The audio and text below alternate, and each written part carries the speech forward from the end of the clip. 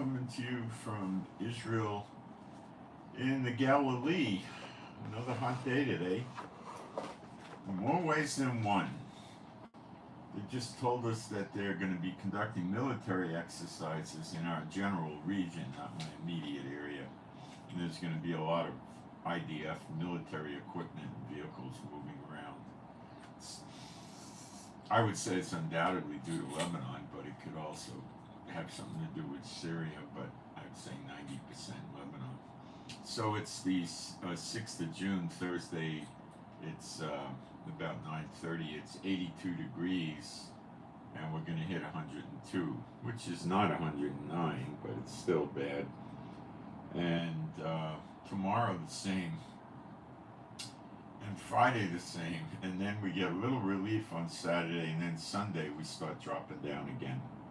So we're going to have it for a few days, but you know, we got the AC, and you know, we manage. You know, if you're in a lot of heat and your power goes out, I'll tell you what I used to do. Years ago, I lived in Tiberias, and really nobody had air conditioning back then. Maybe 10%, 15, 20% of the people. So we didn't have air conditioning. So we used to sleep with two fans, one blowing. Like we were at the 6 o'clock position, you put one at 10 o'clock and 2 o'clock pointed at you.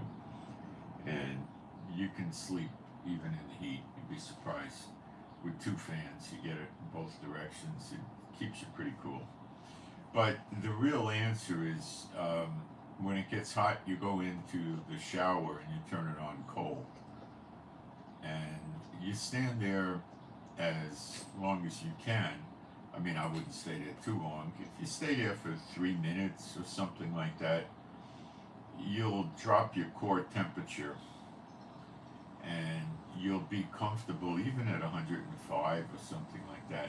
You'll be comfortable for 2 to 4 hours, and then you do it again, and usually twice gets you through the heat of the day. If you have to, you can do it a third time. We had a fan that you call a swamp cooler in America, where you have a conveyor belt picking up water and the fans behind it, and it blows against the wet conveyor belt and blows the air. The air comes out colder, but it doesn't work well with high humidity, and up here we have high humidity, so it doesn't work. In Jerusalem, which is elevated, you have low humidity.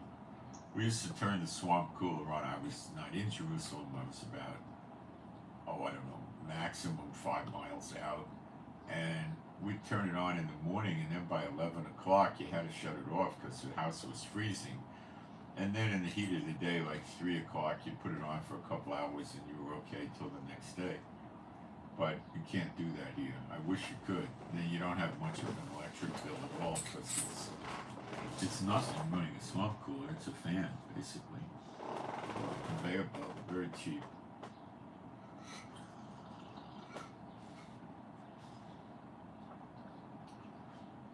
So really all you have to do is go in the shower for, if you could take 5 minutes, it's better. And just stand. It doesn't have to be an ice cold shower. It has to be cool. The cooler the better, and it drops your core temperature, and you stay like that for a few hours. So that's a tip.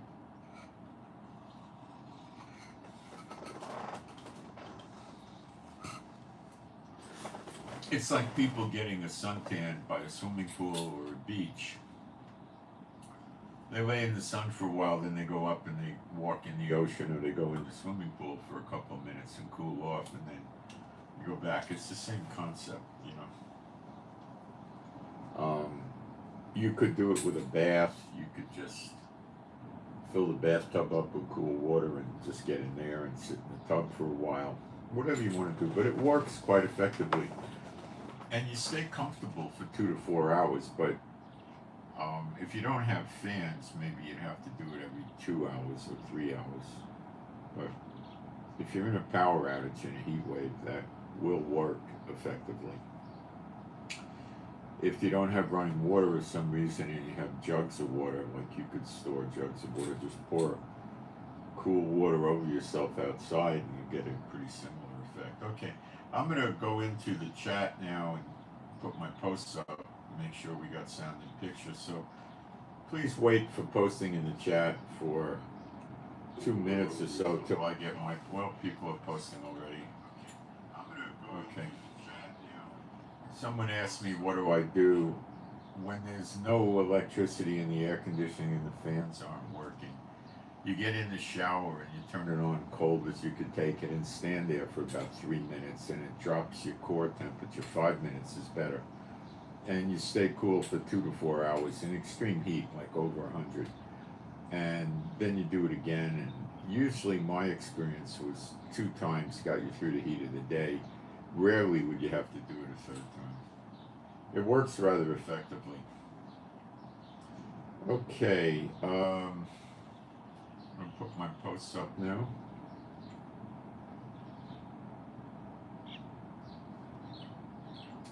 Just be a minute or two.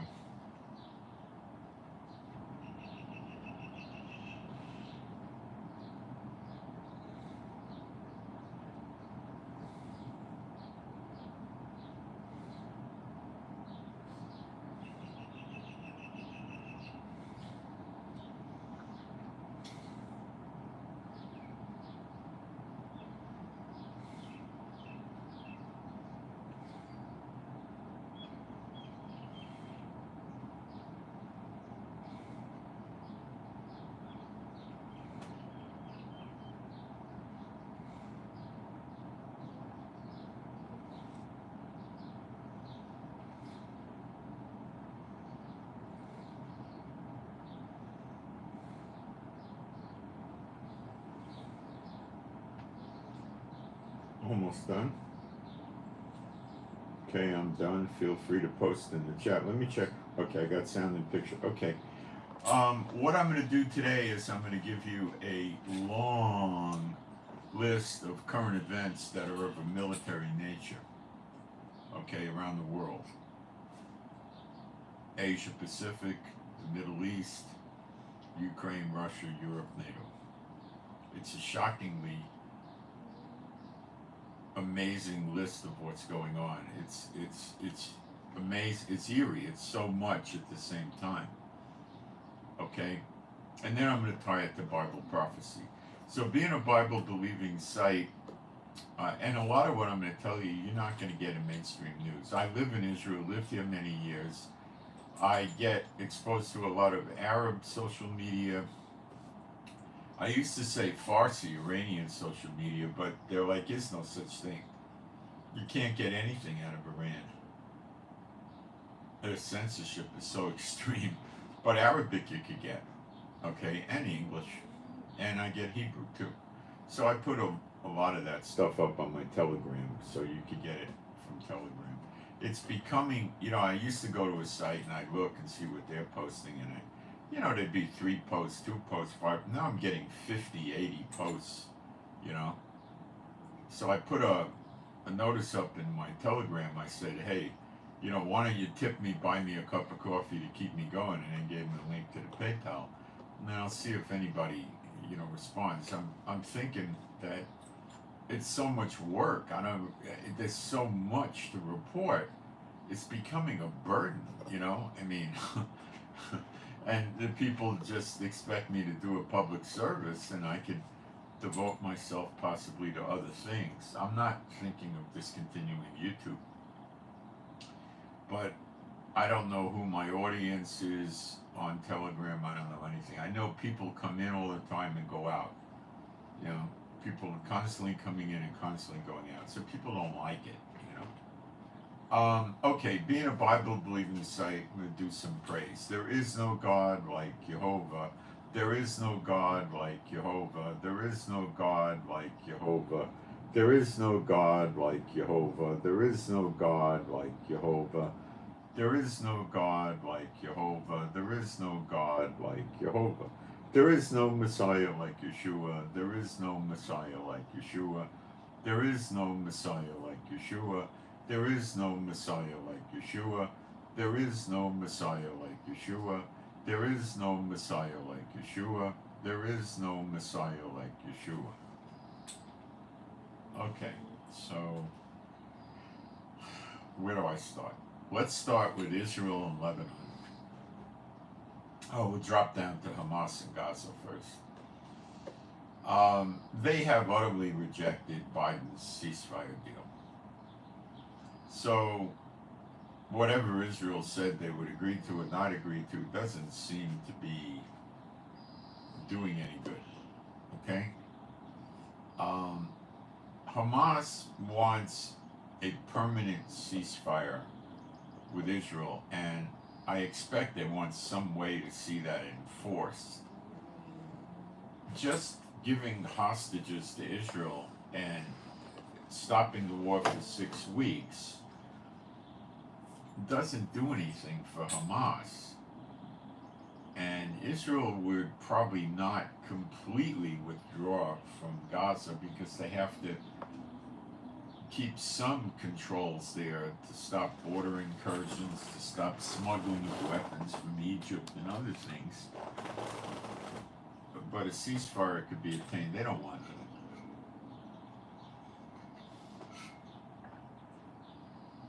They want to remain in power.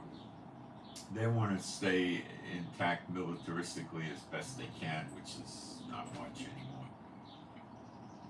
And they want to attack Israel again. They've said so. They want to reproduce October 7th again. They want to keep doing it. So Israel's not that stupid.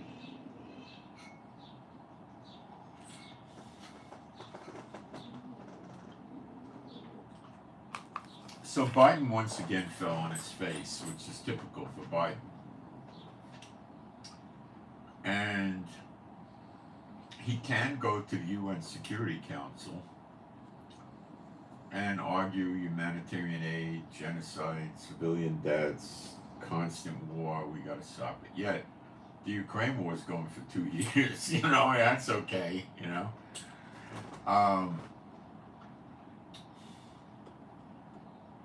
So he wants to get it stopped. So he would have to get the UN Security Council to pass some type of a ruling and also enforcement.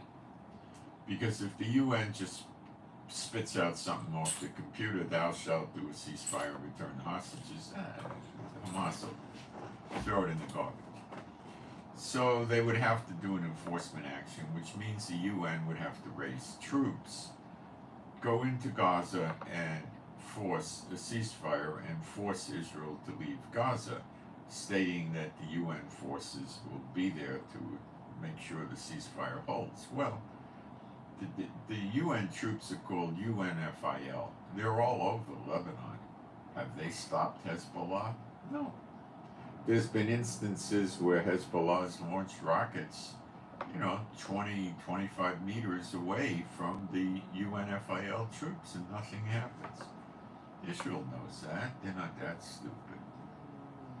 So the problem with Biden's UN Security Council plan is I highly doubt, I think Algeria is in the UN Security Council now, but China and Russia definitely are. And they will more than likely veto it. Okay? They're not going to go for it. They don't want to impose their will against Hamas, so because they're sort of allied with them, so it's not going to go. So Biden's ceasefire plan is a failure. Now let's move up to Lebanon and Hezbollah in Lebanon. So for perhaps 3 weeks, 4 weeks now, they've escalated their attacks on Israel more and more with missiles and rockets. They've been hitting military bases. They did a cyber attack and took out the Iron Dome and hit a base. It injured soldiers, killed soldiers, and it's getting pretty hairy. So the military just came out with a statement, the Israeli military, that they're not going to attack Lebanon at this time. They don't think it's worth it. They said Lebanon can launch 1,000 rockets a day, day in and day out. It would disrupt Israel. We'd come to a freezing halt. The economy would suffer, and they don't want to do it. This is all double talk rhetoric. So let me explain to you what's really happened, okay? If there's a war against Hezbollah in Lebanon, Lebanon is going to look like Gaza. Well, if you don't know what Gaza looks like, it's a garbage heap. 85%, probably more like 90% now, of the houses are damaged or completely destroyed. So they're not really habitable, and the structures are weak. The sewage is gone, the water is gone, the electricity is gone, internet is off and on. You know, the traffic lights, the sidewalks, the malls, the stores, the hospitals, the public buildings, all these things are destroyed. So they live in tents, they cook in the street. You know, it's nothing. There's nothing there. Okay? To rebuild Gaza and make it habitable again would take, at least 5 years. At least. Okay? We don't know how many tunnels they have there that we have not found. We've destroyed a massive amount of their tunnels. Now, the tunnels generally exist. They had about 300 miles of tunnels, but we destroy the entrance exit, the hatch, or the way to get in and out of the tunnel, you know? So while the tunnel may be there, it's not accessible. So that works, okay? The tunnels connecting Rafah, the south of Gaza, to Egypt, where they were smuggling the weapons, the missiles, rockets, guns, whatever, and tunnel making supplies. Look, 300 miles of tunnels with concrete and steel beams supporting it would probably take 3,000 to 5,000 tractor-trailer truckloads of concrete and equipment to build such a tunnel network, maybe 10,000. So Egypt definitely 101% knew this was going on, and that was their role in the destruction of Israel, was for the smuggling of weapons into Hamas, and they've been caught and exposed, and they don't like it, and they're turning against Israel.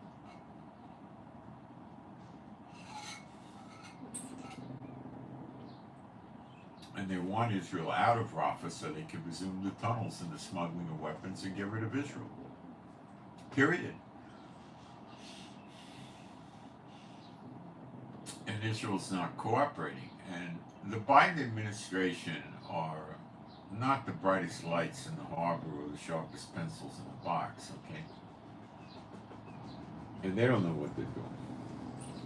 All right? Not in the Middle East. They might know what they're doing with Russia, and they might know what they're doing with China and North Korea, but not here.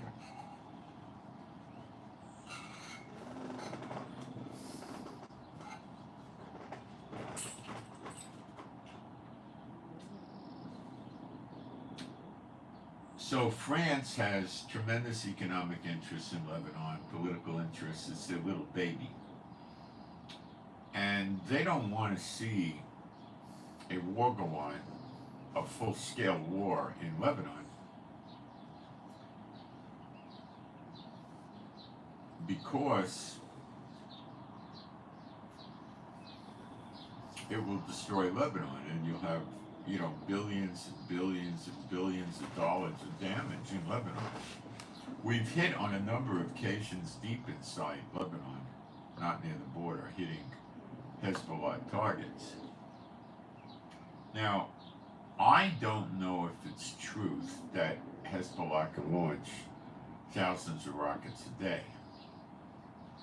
Hamas was able to do it, but they were junk rockets. They were Katyushas. A Katyusha has a small warhead, like a mortar. If it hits a house, an Israeli house that is basically built out of concrete block and concrete, it destroys a room of the house, not the whole house. And it doesn't destroy the whole room of the house. It messes the room up significantly. So these are not big warheads. They go maybe up to 11 miles, 12 miles. They're not aimable. They're terrorist weapons. It's just pot luck. Okay? It's a war crime to shoot things like that into civilian areas. But they do it. They don't care.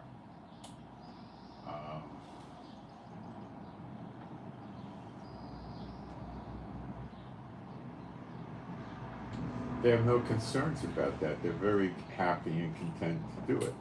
Okay? So, those they could hit, but they're only going to hit the border area, and the border area is 95% evacuated, and many of the houses and the streets and the buildings and stuff like that are rather busted up already from months and months of this. So now we need to talk about more sophisticated missiles. Russia has given Hezbollah missiles, but the only ones I can say I know of, and I'm not the IDF, are anti-aircraft missiles, and they have not shot down any of our aircraft with it, but I think they've taken down drones with it. Okay? Now that doesn't mean Russia didn't give them other missiles. What Russia's been saying for a few days now is that they intend to give weapons to the enemies of NATO countries that are supplying Ukraine with weapons. France is one of those. Many NATO countries, there's a list like this, have told Ukraine that they can use the weapons they have supplied to Ukraine to attack inside Mother Russia. Ukraine has recently destroyed 3 early warning radar stations inside Russia. This is their early warning alert system. 3 of them have been blown up, I believe by HIMARS missiles. Ukraine, the matter of hours ago, I think, or maybe a day or so, took out an S-400 Russian anti-aircraft missile system, a defensive system, with a HIMARS missile. Now, this is Russia has 3 levels of anti-aircraft defense systems. They can use them against planes or missiles. They have the S-300, the S-400, and the S-500. The S-300 is admittedly outdated junk. The S-400 is unadmittedly outdated junk, but people like to make believe it's real. It's not. Ukraine just took it out. Ukraine, not America, not England, not France, not Germany, Ukraine. Now, Putin is vulnerable now.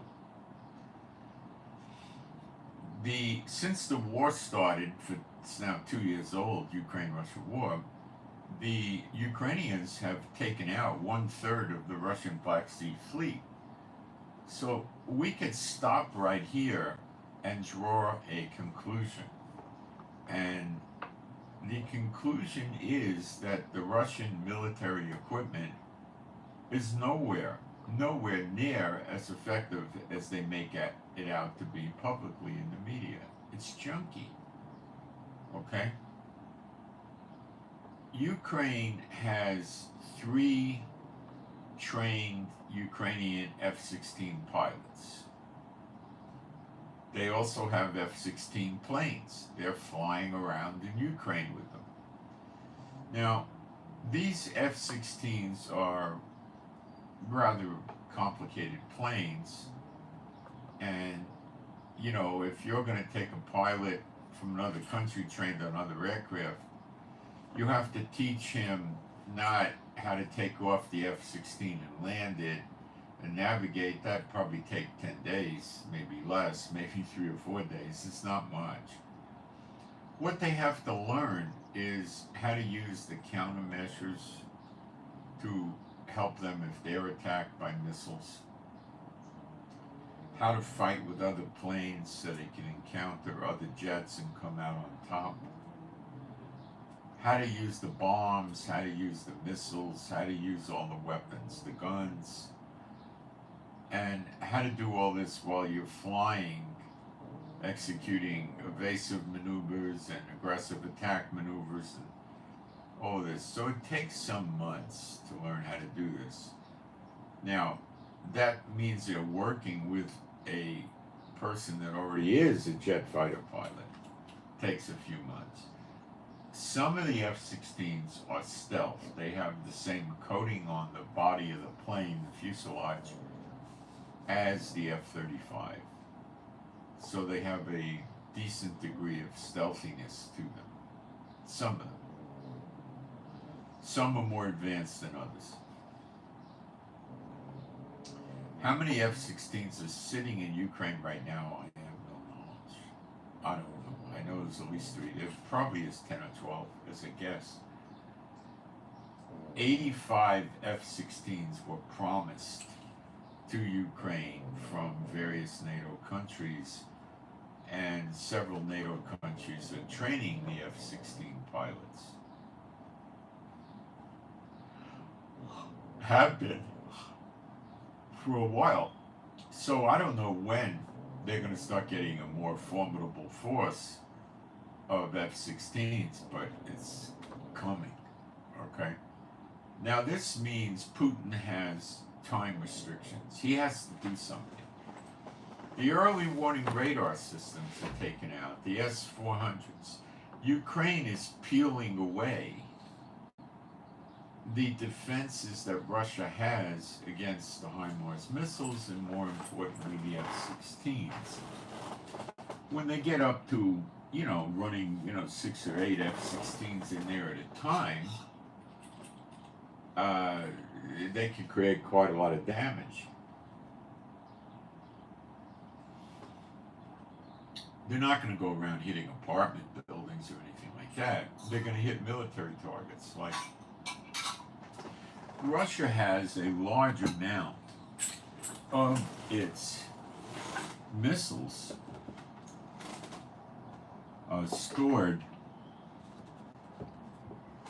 near the border, which makes perfect sense.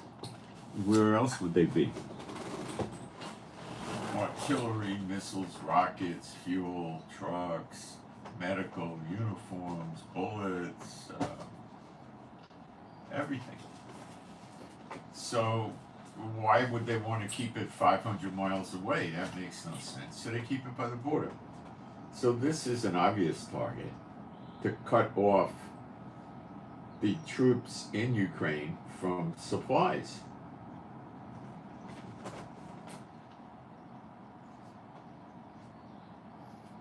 Then, as Russia moves more supplies to the border area, the Ukraine jets attack the new supplies.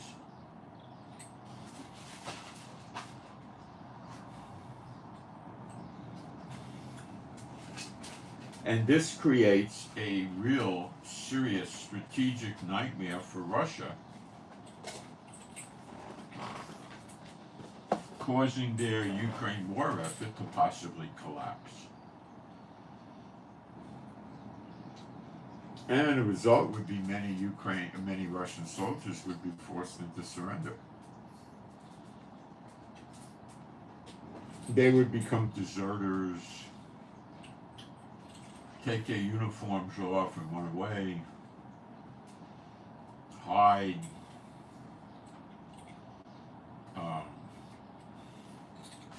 turn themselves into Ukraine, any and all things. Ukraine would, of course, be treating them nice and polite to encourage more surrenders.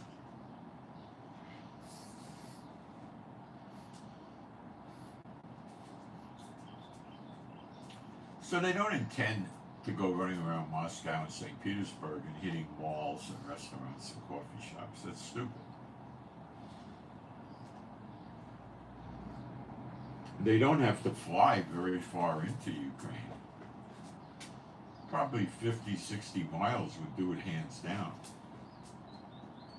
They would probably blow up train tracks, bridges, critical highways with overpasses that take a long time to rebuild. Tunnels, highways with tunnels.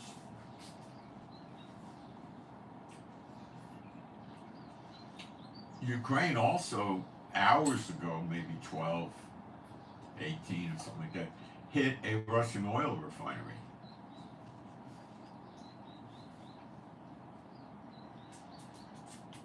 And and I show videos, the whole thing's up in smoke, flames, not just smoke, flames.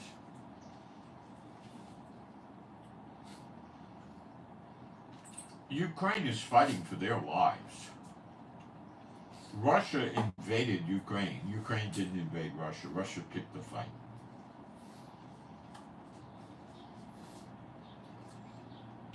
Russia's lost with dead and wounded, 6 digits of soldiers, I'm sure.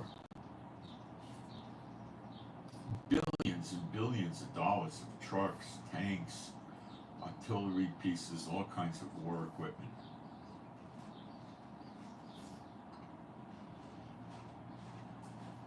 If Putin backs out and says, this is stupid, let's go home, forget Ukraine, there'll probably be a military, what do they call it, putsch, overthrow. Because the people can say, what, our sons went there and got wounded and killed and lost arms and legs for you to just decide you had enough, you're going to quit? You can't do that.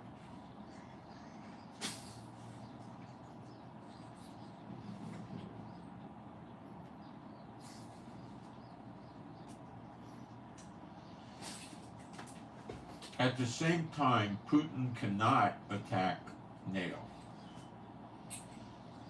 because there's one thing in NATO that he can't deal with, and that's America. He doesn't know what America will really do if he attacks NATO. America may do nothing. Or they may go through some motions just to make it look good and do nothing. Okay? But on the other hand, they may deploy 400 or 500 jets, 900 tanks, 125,000 soldiers, and hook up with the NATO forces and use their reconnaissance equipment and intel and everything else.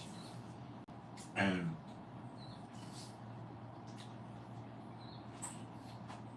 make Russia look like a garbage heap.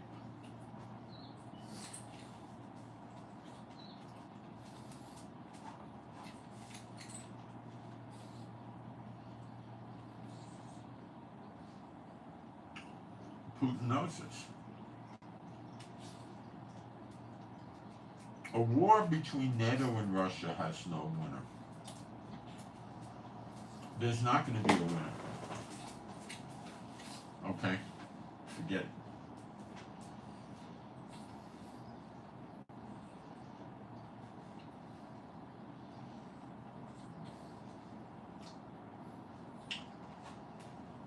So Putin came up with a plan. And Putin's plan is rather intelligent.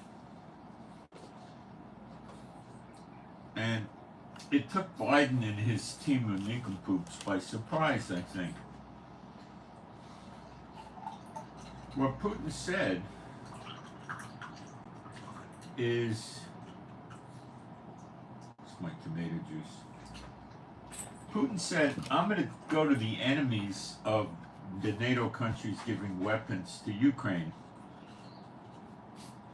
and I'm going to supply them weapons to destroy the NATO members. And I might not just restrict it to nations, I'll also use actors. Those are terrorists. He's already doing this in Lebanon. Okay?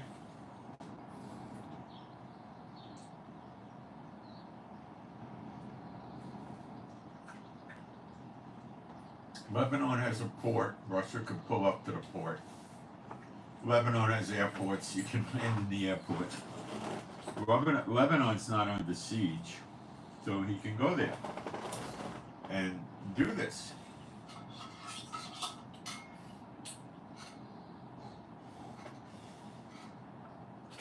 And that hurts France, because then Israel goes around and starts bombing all sorts of stuff all over Lebanon, and Lebanon turns into a garbage heap.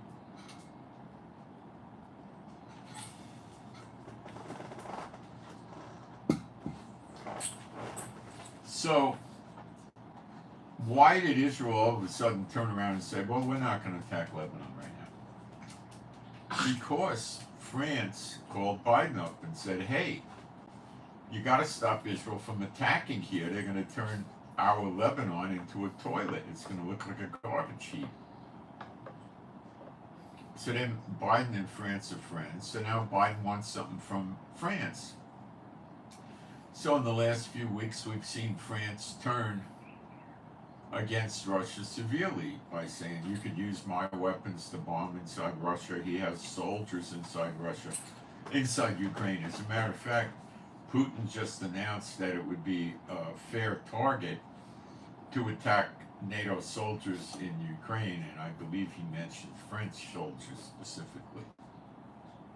So he'll missile and drone attack, probably missile attack where the French soldiers are, and try to kill them and wound them to get, France to knock it off. Macron's a wimp, and it's surprising that he's standing up like this.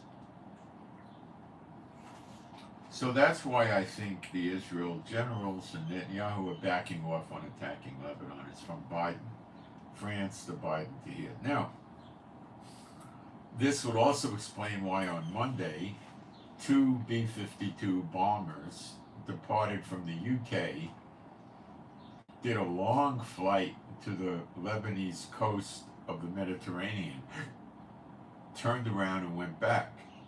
They needed to be refueled, so 2 aerial refueling tanker jets came from Poland to meet them in the Mediterranean, refuel them, and then they went back. Now this is a massive operation. It's not simple. So why did they do this? One is to put the fear of America into Hezbollah. Did that work? Nah, the Hezbollah thing is America will never do anything. It didn't do any good. It's a show of force, and that doesn't work on Muslim terrorist groups. They don't understand it. The only thing they're really going to understand is when you drop bombs on their head. But they use a lot of tunnels and underground bunkers, and doing that doesn't do any good, as evidenced by us in Gaza, and America and the UK bombing Yemen to hit the Houthis. Didn't do any real good. Okay? So,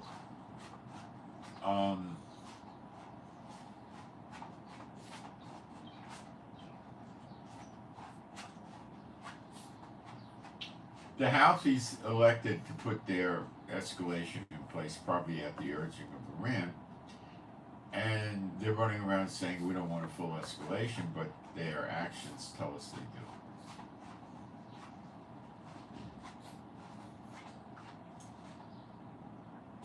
So Israel decided to humor Biden and wait, but something's in it for Israel. It could have been the 25 F-35 purchase that Israel just placed, 25 F-35 jets. I don't know what it was.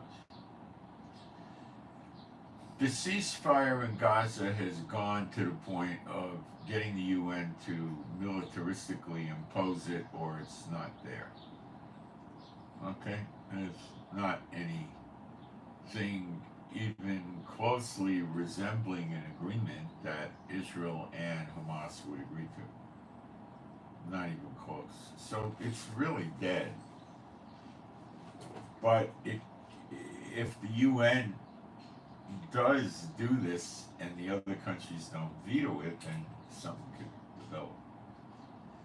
From there, you got to remember, we're not just on the road to Jeremiah 30:11. We're also on the road to Zechariah 12, where many nations lay a siege, a surrounding of Judah and Jerusalem, the land we have now. And that's when they get burnt up by the 2 witnesses, and that's in Zechariah 12:6. Read it for yourself. This has never happened before. So it's unfulfilled prophecy. And this is, where we're headed in Israel. But Jeremiah 30 is a book that deals with the birth pangs.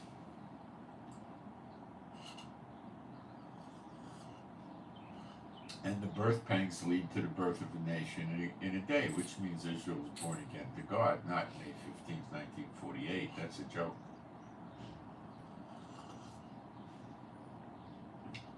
So,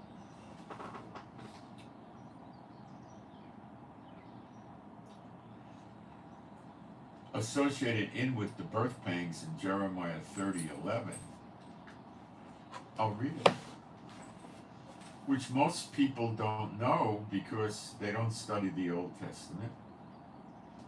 And the churches, I haven't ever seen a single church or churchianity preacher talk about this ever.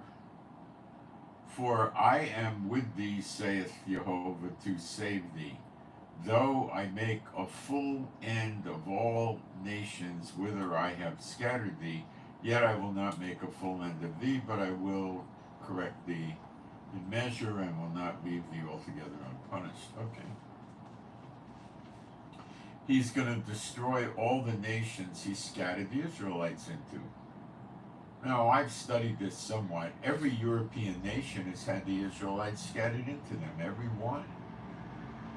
Every nation in North, Central, South America, including the Caribbean, has had them scattered there, and parts of Asia.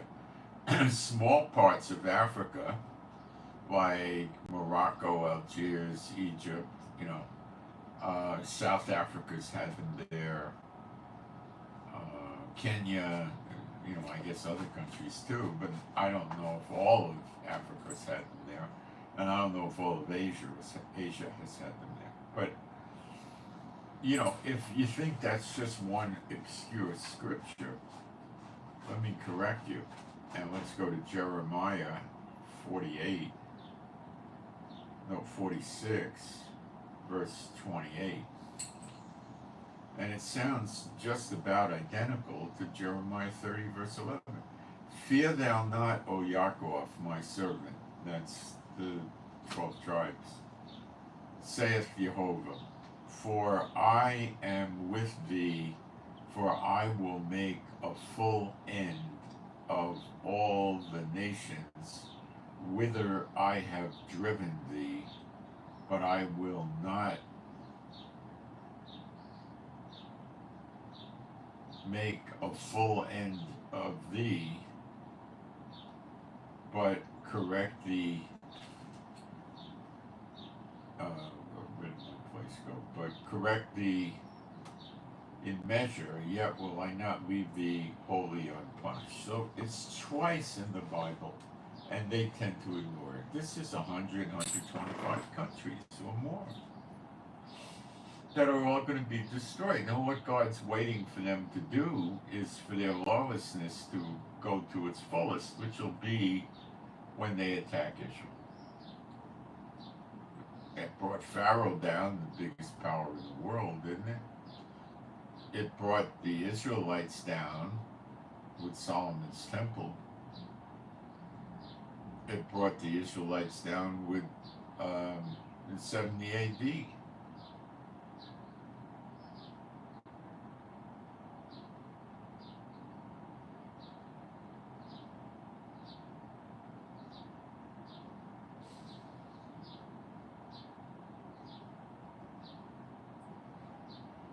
Okay? God's going to take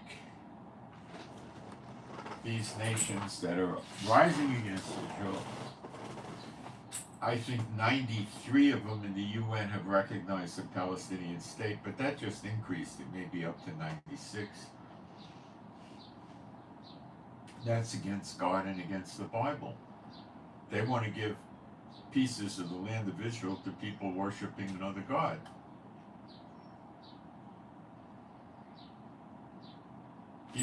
This is what's going on. They want to drive Israel out of the land. They don't want God to be running the world through Israel serving him. They want Satan to keep serving him. Now, we need to understand something about Satan, and I need to find the scripture, so give me a minute here.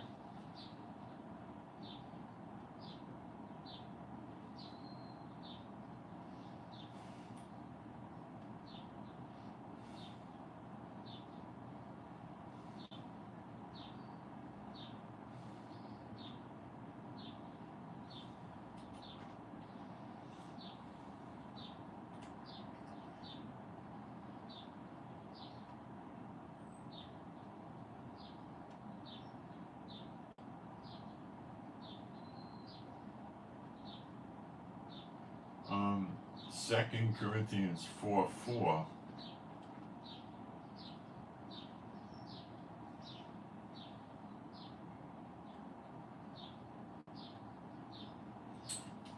In whom the God of this world hath blinded minds of them which believe not, lest the light of the glorious gospel of Christ, who is the image of God, should shine unto them. Now, it doesn't say the God of this world. The word for world is Strong's number 165 in the Greek, and it's ion. It's a time or an age. The best way of translating it is this age.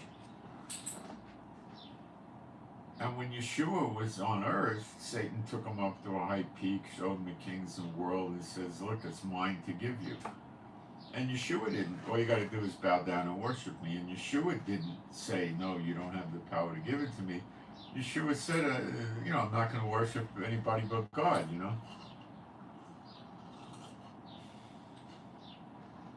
So,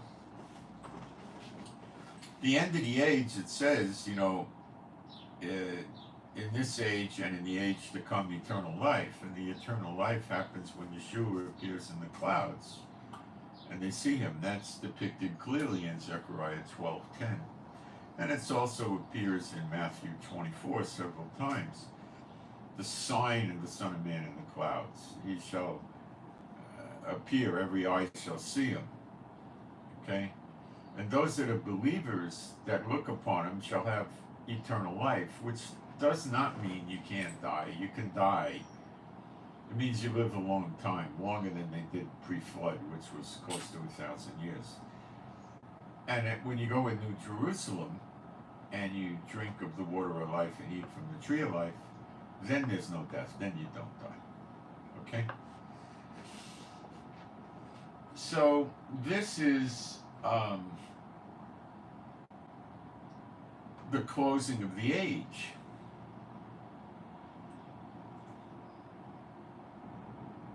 And then Satan will not any longer be the God of it. But right now, all the nations in the world, including Israel, are serving him. The devil. So how does God do this?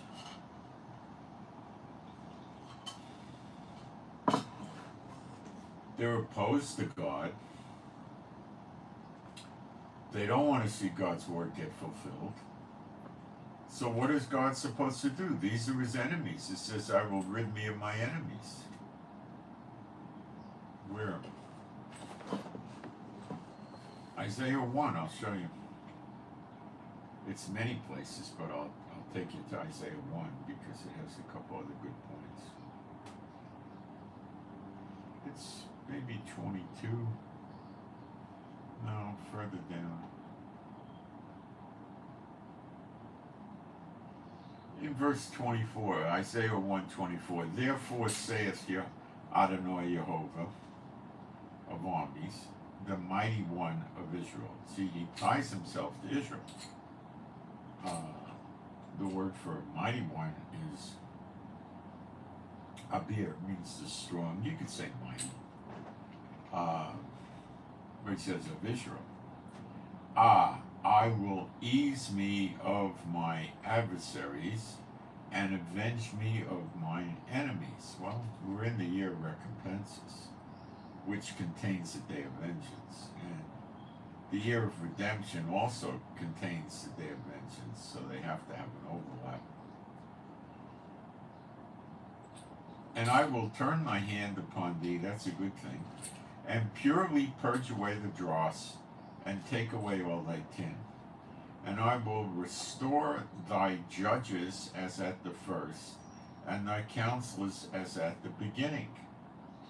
So the judges, he ran Israel for 450 years with judges. Most of them were successful. Judges were prophets.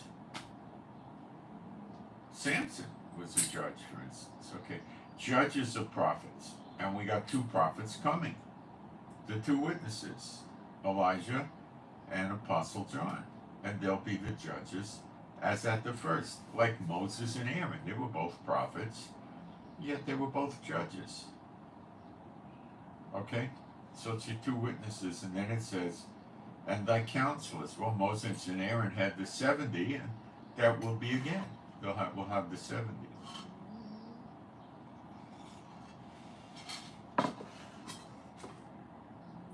There's not going to be an IDF. There's not going to be a democracy. There's not going to be a Knesset. None of that. And I will restore thy judges as at the first, and thy counselors as at the beginning. Afterward, thou shalt be called the city of righteousness, the faithful city. Zion shall be redeemed with judgment, and her converts with righteousness. Judgment means the bad ones are going to get judged. Redeemed means it'll be probably the day of vengeance, or it may be actually in the year of recompenses, but it's coming. You can't get away from what God wants. Okay? Although the nation's dumb enough to try it, they can try it. And the destruction of the transgressors and of the sinners shall be together, and they that forsake Jehovah shall be consumed. For they shall be ashamed of the oaks which you have desired, and you shall be confounded for the gardens that you have chosen. For you shall be as an oak whose leaf fadeth, and as a garden that hath no water. Now, he's talking about the past, not what's going on for us in these days. Okay.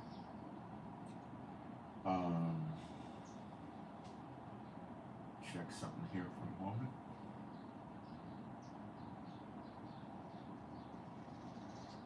Good.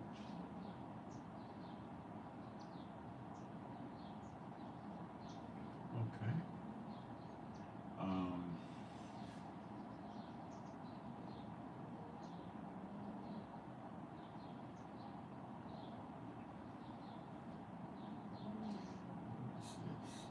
One second, I got it.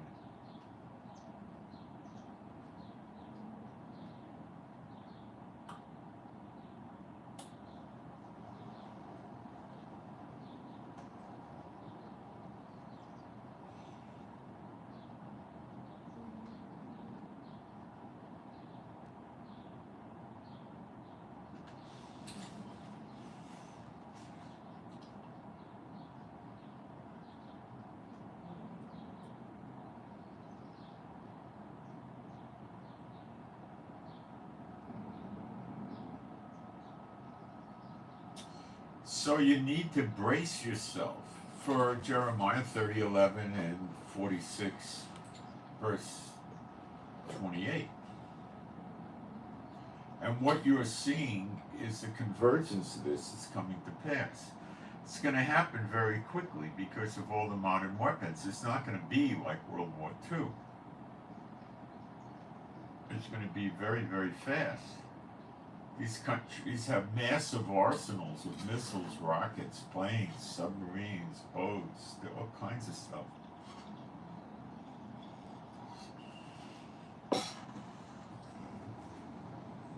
Well-trained armies. Nobody's going to emerge a winner except Israel. That's it.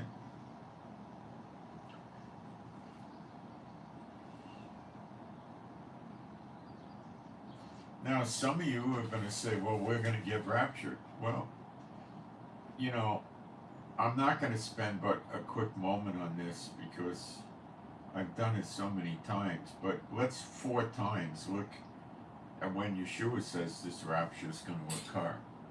And then you do what you want. You can reject knowledge and Yeshua will reject you. Or you could submit to God's truth in His Word. Now, I'm reading the Word to you. Many of you will have a tendency to want to, so-called, as a figure of speech, shoot the messenger. But you're foolish. You should follow the Word. And reject the ones that teach you against the word before you wind up doing the backstroke in the lake of fire, okay? And this is the Father's will which hath sent me, that of all which he hath given me, I should lose nothing, but should raise it up again at the last day.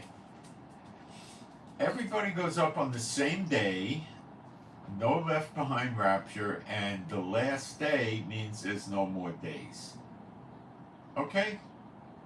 It's the very last day. So the millennium's over, Satan's released, gathers them like the sand of the sea around Jerusalem, New Jerusalem. Father God Jehovah burns the whole universe up, and we have no place to stand, so we meet him in the air and go up on cars of heaven to heaven for eternity with God the Father. Okay? That's the day the rapture happens, and everybody goes up on the same day, plus the graves open and the dead come up. All right? Now we'll go to John 6:40. And this is the will of him that sent me, that everyone which seeth the Son and believeth on him may have everlasting life, and I will raise him up at the last day. John 6:44.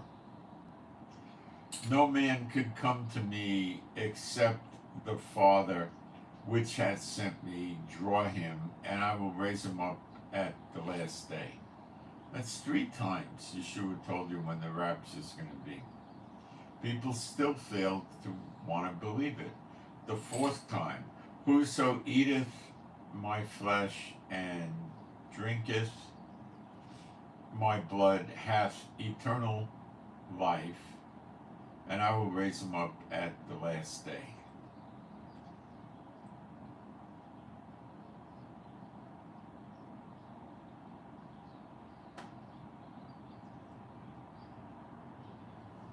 So if you want to go around believing and telling people about this made-up rapture thing from Darby and Schofield, you're rejecting knowledge, you're preaching another gospel, and you're bringing condemnation on yourself.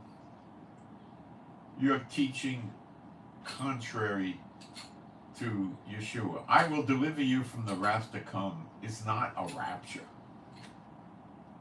He can deliver you from the wrath to come. When Jerusalem around 70 AD was surrounded, the believers knew when you see the soldiers come, get out of town.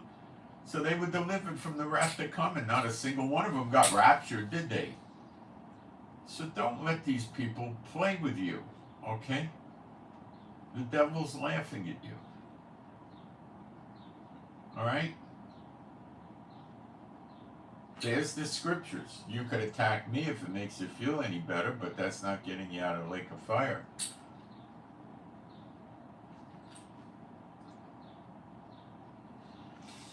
A good tree bears good fruit, a bad tree bears bad fruit. This is absolutes. You don't get good fruit from a bad tree.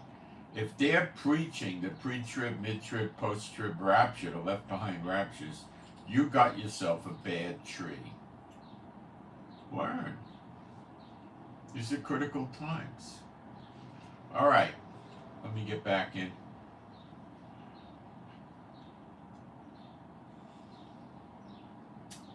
Let's cover some more things here.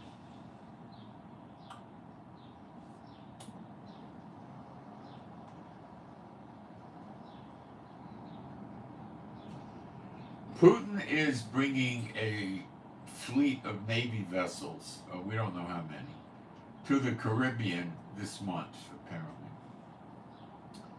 And they're going to remain in the Caribbean the whole summer, according to Russia. And they're going to do port calls. Now, the port calls could be to any of these Caribbean islands, I don't know, but it's expected that they would go to Venezuela and Cuba.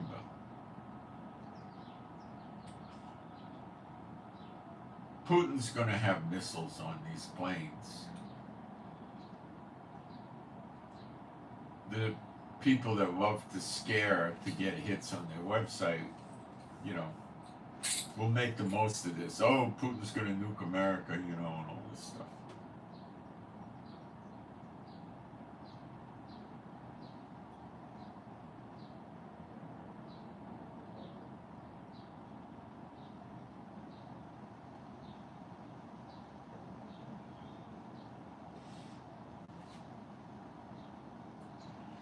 This is not a healthy thing. It could have another Cuban Missile Crisis. What if Putin takes 5 or 6 boats with missile launching capability and moors them in Cuba, 90 miles from the United States? He's also intending to bring aircraft over too.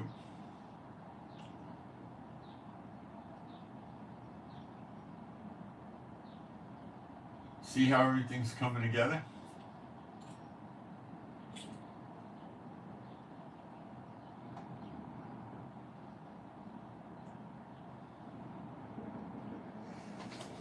Now, videos have emerged of the aircraft carrier Dwight Eisenhower with a rather large hole in the deck of the boat. And it appears to be an explosion. The hole looks like it's, I would say, at least 20 to 30 feet. So the deck of the aircraft carrier, of course, is not being used. And normally with something like that, they're going to investigate the structural integrity of the boat.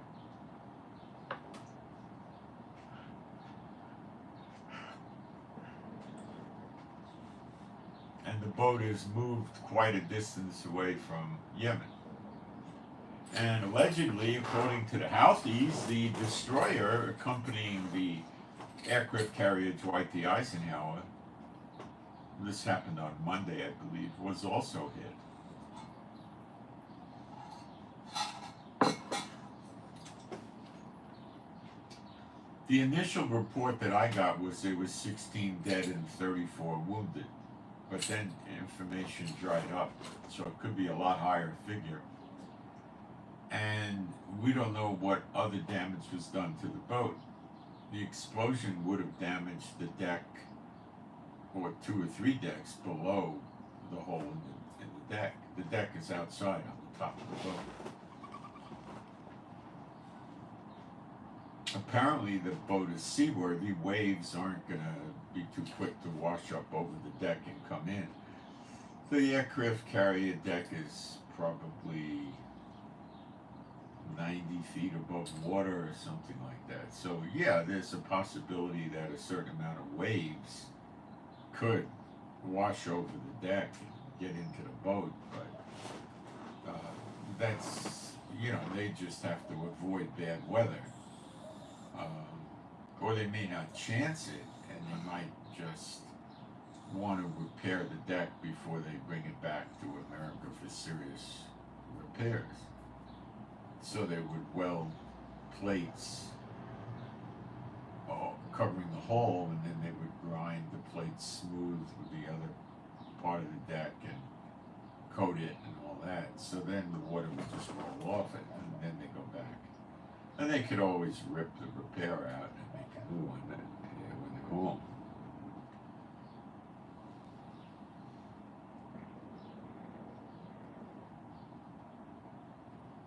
Okay?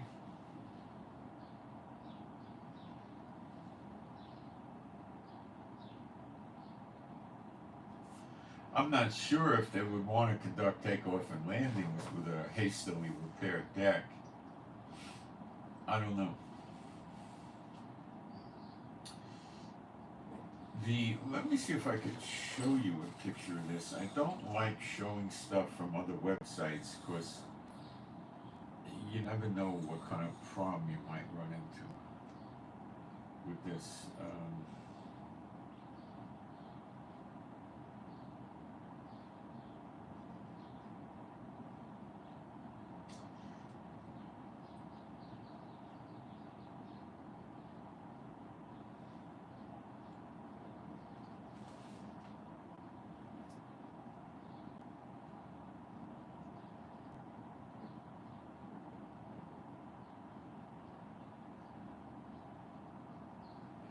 It's not a great picture. You could see it on my Telegram if you want. It's a rather extensive picture.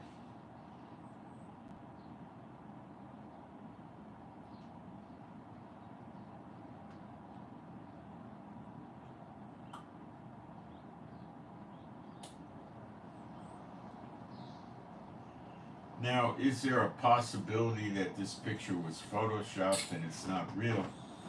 Yeah, but I don't think so, because the ship was immediately drawn out of the area and went to mooring in Jeddah, in a port in Jeddah, Saudi Arabia, and that doesn't add up unless it was hit. That was hit. The boat was hit. And the destroyer apparently was hit too. The damage to the destroyer we don't know about. So America's keeping their mouths shut. They denied anything like this in the beginning, and then they're just keeping their mouths shut. So do I think it's real? Oh yeah, I think it's real. And Biden is demonstrating weakness to Putin and to Yemen and to Lebanon and to Gaza and Iran and Iraq and Syria. He's demonstrating to them, hey guys, I won't do nothing. Go attack whoever you want. I'm not a stand-up kind of guy. And just lets it happen, you know. So Biden may do nothing.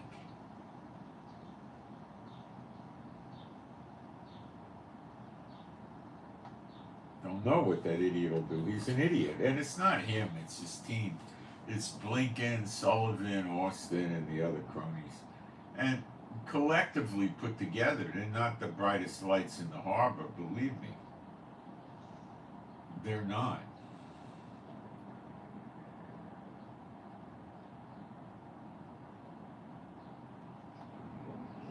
All right, I'm going to take a peek at the chat. If you guys want to get the news as it breaks and the eggs hit the fan in the Middle East, you should subscribe and click the notification bell.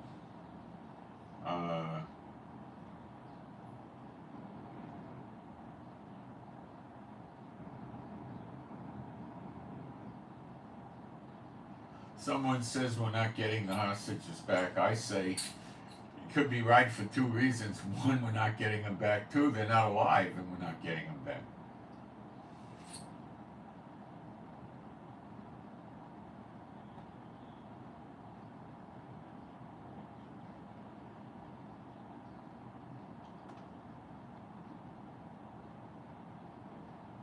Live from your bathroom. That's a really nice thing to say, so I'll just block you.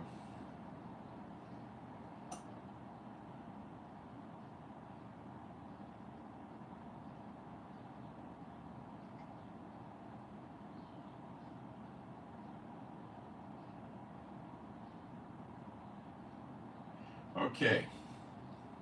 There's more to talk about, believe it or not. It's worse and worse, okay? So let me keep going.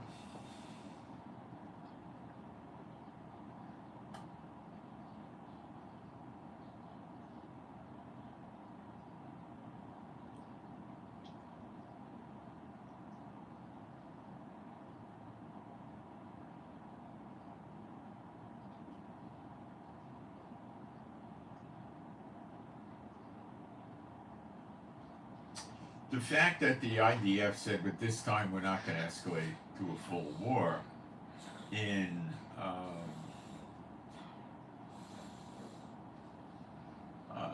Lebanon doesn't mean they're not going to do it. You know, they could say, well, that was yesterday. Today we are going to make war. You know.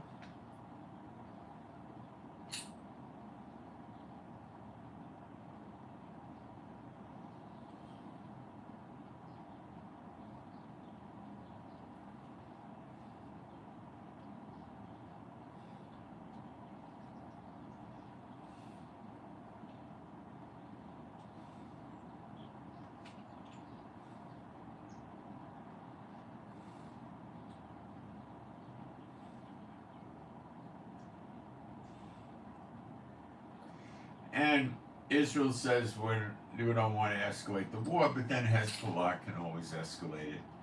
And then Israel says, well, that was yesterday, today we got to do it, you know.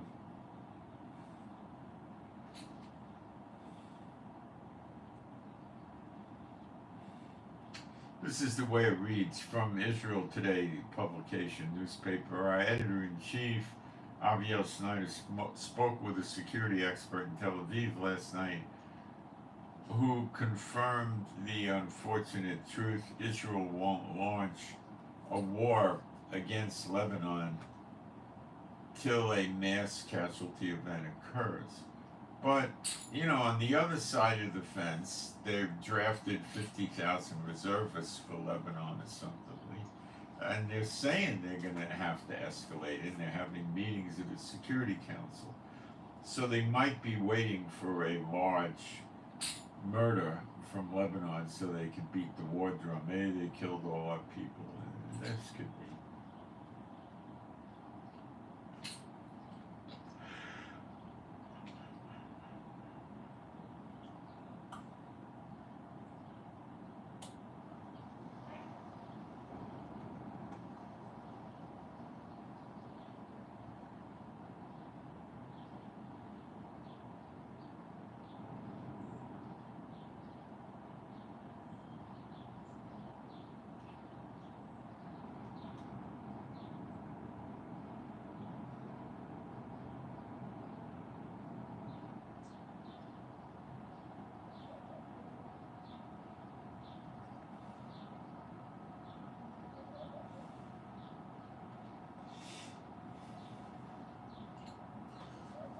It's a mess.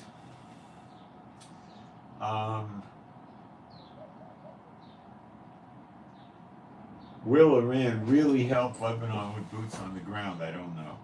If Russia's giving weapons to Lebanon, will the United States help Israel attack Lebanon as sort of a, you know, tit for tat with Russia, possibly?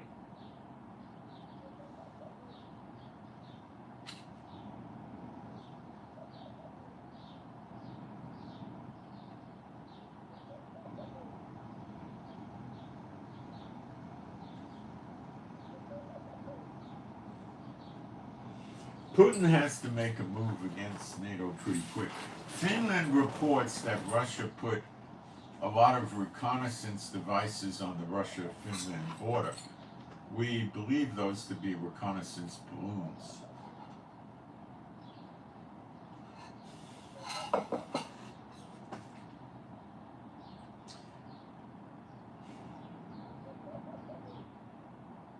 Taiwan has laid sea mines to slow down an attack from China, and South Korea is now doing the same.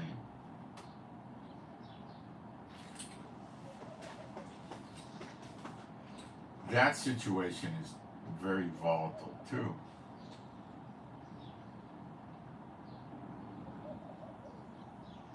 America made a very unusual move. They deployed a sub-hunter, I believe a sub-hunting submarine, in the Eastern Mediterranean. The Eastern Mediterranean is where Israel and Lebanon is, remember that?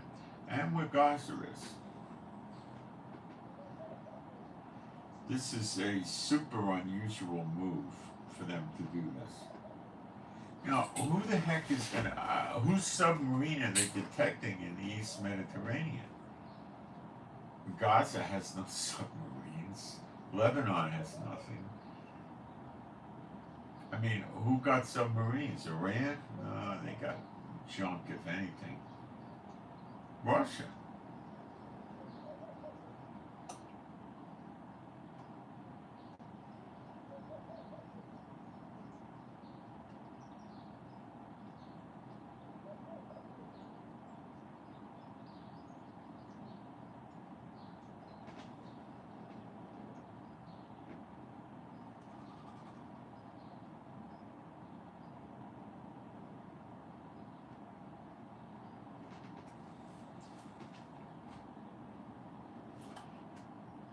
So America's expecting Russia to put submarines by Israel, by Lebanon, or by Gaza. We don't know what they're up to.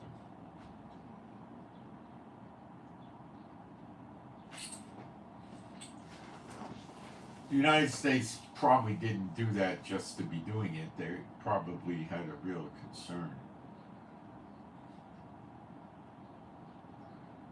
Now, an American B-1 bomber, which is a big stealth bomber, was just flying bombing exercises in South Korea, practice runs. The last time this happened in South Korea was 7 years ago. And this is undoubtedly due to the provocations that they're getting from North Korea and, to some extent, China.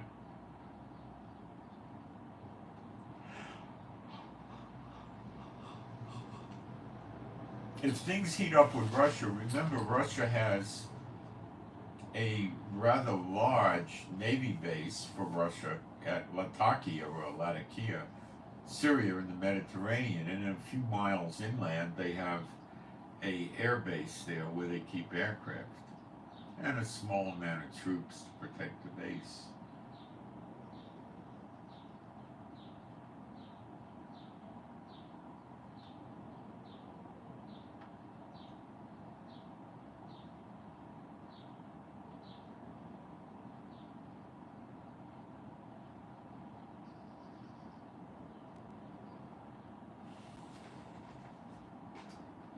Israel could wipe out the Russian base in Latakia, Syria, for America. Easily. Child's play. Russia has also been conducting military exercises with Syria, the government of Syria, in Syria. That's unusual. Not that unusual. Russia has a small amount of military, which I believe are military police, on the Syrian side of the Golan Heights, which is on the border with Israel. And that's rather troubling, but they're military police and there's not very many of them. But Russia's meddling in affairs that NATO and America don't want them meddling in.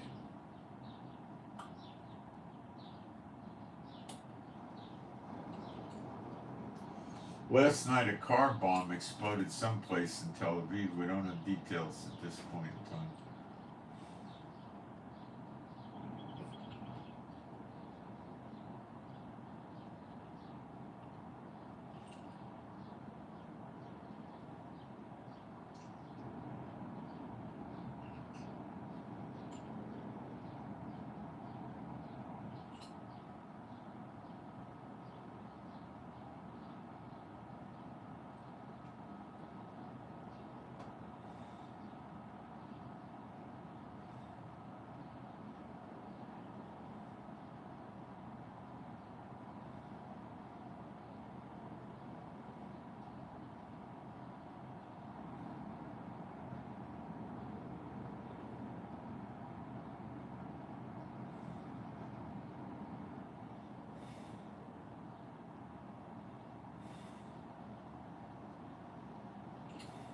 Okay.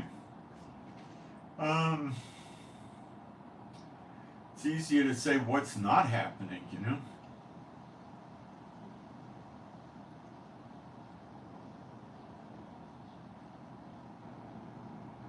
I don't know if I told you this, but Ukraine recently, like less than 24 hours ago, destroyed a major Russian oil refinery inside Russia. It's up in flames.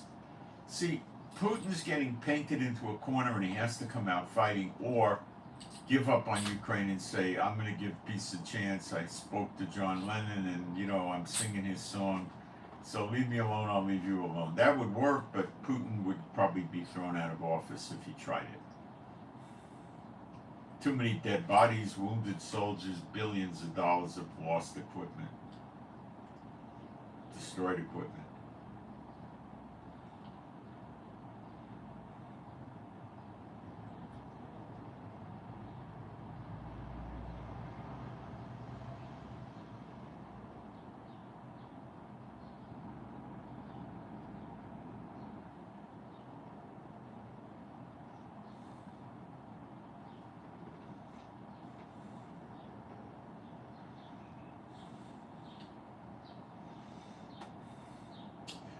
When Ukraine gets finished receiving all the F-16s that NATO countries are giving them, they're going to have a total of 85. Their pilots are being trained in several different countries, and they're stripping the radar from Russia. They took out 3 early warning radar systems inside Mother Russia. They took out S-400, I think more than one. And they're peeling back and destroying the Russian defense mechanisms near the border of Ukraine. So when they get those F-16 pilots and the F-16s and more HIMARS long-range missiles, they can push well into Russia. And Putin knows this. Putin isn't the village idiot like Biden. Putin has to do something. His time is running out. He can't fight NATO unless China fights in the Pacific, with North Korea against South Korea, and Japan would get into it, and China versus, the Philippines and Guam and Japan and Taiwan. And then America would also deploy assets there, to have assets there. And the name of the game for them working the snare, it's Jehovah's snare, but he's using them as components, is to get America to take as many troops as they can outside of America and embed them anywhere in the world. They don't care. Then their sleeper agents will start taking out the military bases and things like that.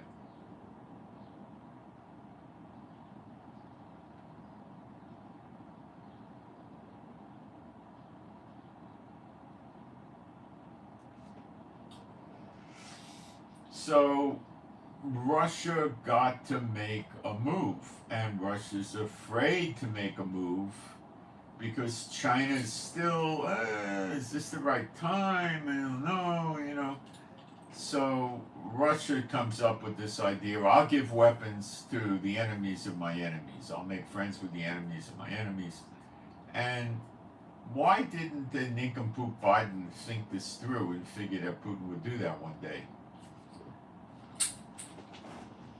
So NATO has a problem. They don't have all the time in the world.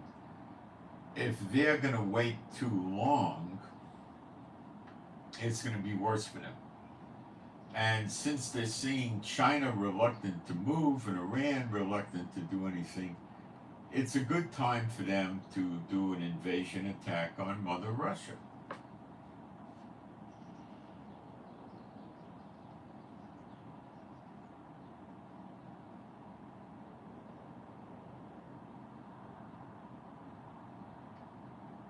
Yeah. I'm going to take a break from that. We'll come back and get into it.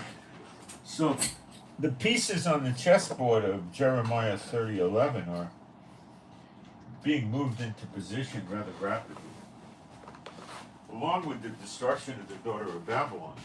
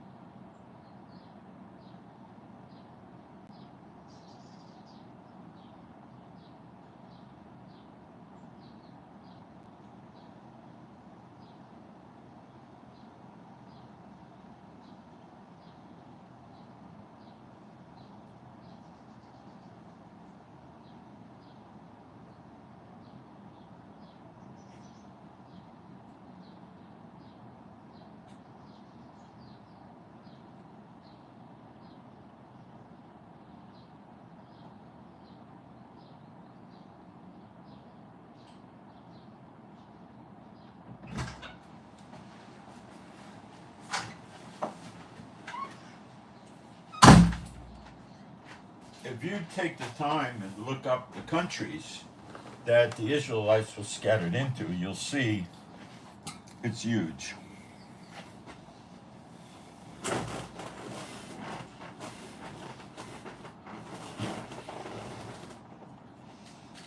There were very large amounts of them in England,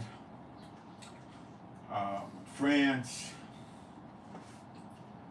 France turned them over to the Nazis when they got occupied quite willingly. Ukraine was very cruel to the Jews, threw them out. Romania was in World War II against the Jews. Stalin killed millions of Jews, and they got run out with the pogroms under the Tsar. Portugal persecuted them and ran them out. Spain persecuted them and ran them out.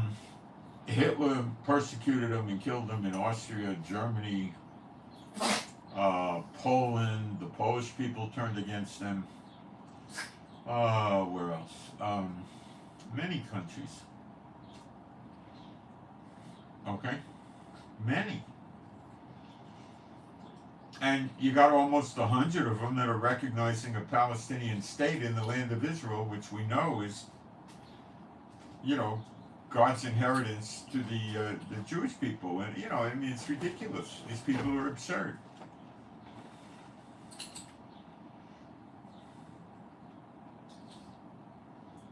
How's God going to set Israel up and run the world through Israel, redeemed, restored Israel to him, with all these nations running around the way they are today? It's impossible. They got to go. They got to go. They're trying to kill his people to thwart his plans. They're after him. They're not worried about Israel living here. You think they care that Israel's living with the Palestinians? They don't care about that. What do they care for? They don't want to see God run them and the world, of course, through Israel with righteousness. They want evil. They like evil. So they're getting rid of Israel for God's sake, because they hate God. Israeli people never did anything to them. They started the attack on Israel on October 7th. Israel didn't start with them. Israel can't do anything right in their eyes.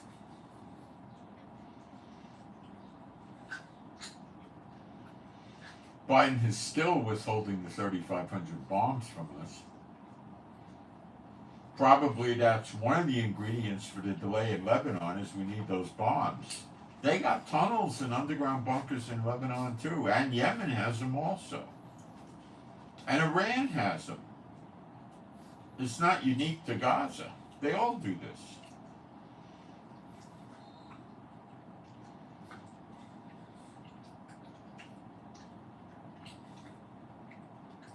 It appears what the nations are trying to do, basically Iran, North Korea, China, Russia, they're trying to draw American military forces away from America and to the NATO countries, to the, to protect South Korea, Japan, Taiwan, the Philippines, to a lesser extent Australia, from China and North Korea. And they're trying hard to get Biden to put a lot of troops and military might into the Middle East. And the Houthis are provoking Biden to a terrible extent. And he still won't do anything. What do you think Trump would do if somebody like the Houthis blew a 20-foot hole in the deck of their number 1 or number 2 aircraft carrier and attacked a destroyer and hit the destroyer with missiles? Because they were trying to stop the Houthis from attacking civilian, defenseless naval vessels.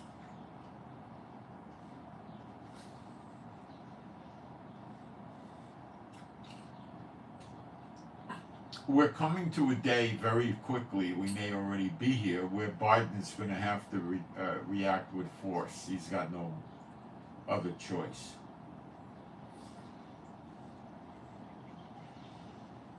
The miserable, decrepit state of these people mentally is evidenced by they're not talking about what happened to the aircraft carrier. The aircraft carrier withdrew from the field and went and docked up in Jeddah, Saudi Arabia. Obviously, it got hit. If it wasn't hit and they wanted to get it out of there, they just would have took it up to the Suez Canal and went out to the Mediterranean or something like that. They want to hit it. I mean, it got hit, or it wouldn't. That behavior wouldn't have made any sense. And Biden is going to have to respond. The American military morale must be very low.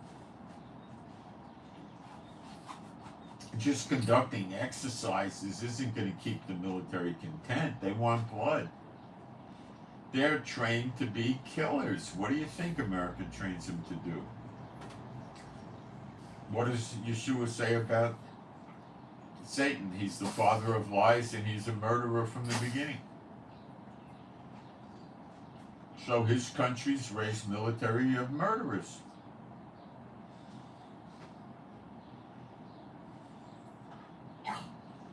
Putin just got up in the morning one day and said, Ukraine's mine. It used to be mine. I want it back. Let's go kill him. What do you think Putin said?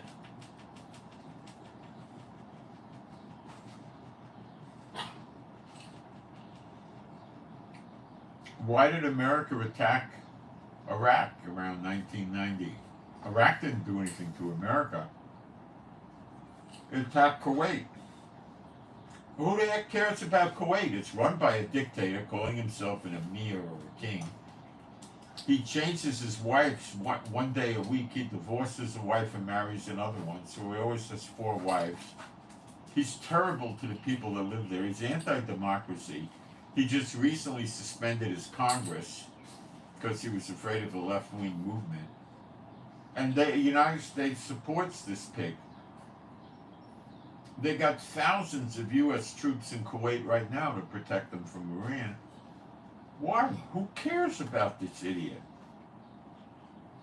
Why does America care? It's ridiculous. Maybe you should say, how much money does Kuwait give them for protecting them? Would that make sense to you? I can't prove it, I don't know, but I'm suspicious that's the case. America's allies are Qatar, or Qatar, whatever you call the place.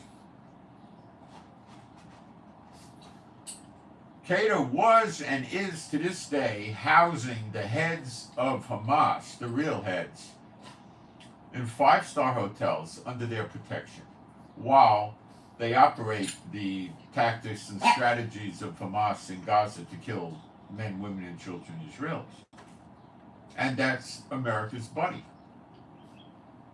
Shouldn't Israel have took F-35s over there and bombed the hotel with those idiots in it? Wouldn't that have stopped the Hamas action? Of course it would, but Israel never talk like that to you, like I just did. We need Qatar as Qatar's an enemy. We don't need them, but they're afraid of America.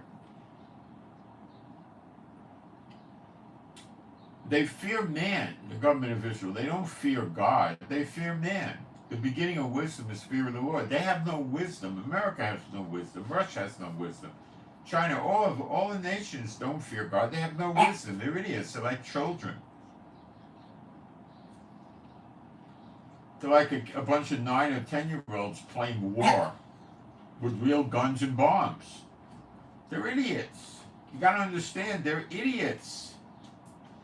They're warring against God. They're morons. Okay? But they're not giving up.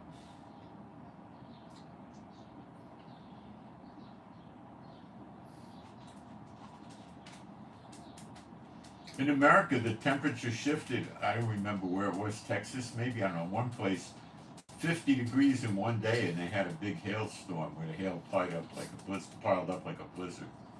So the other day in America, 50-degree drop in one day. And you got all these tornadoes, the storms, the continuing whirlwind of the Lord. The daughter of Babylon gets it suddenly in one day. Okay? God shortened the time to be mercy to us. Merciful. But it's going to come. And the nations being destroyed, it could happen very easily. You attack one NATO country, you attack them all for one and one for all, like the Three Musketeers, right? So that war just breaks out in a day too. It's easy.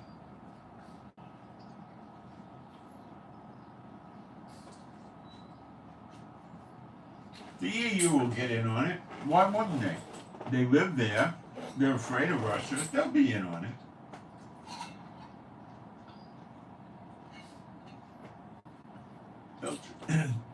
They'll join in.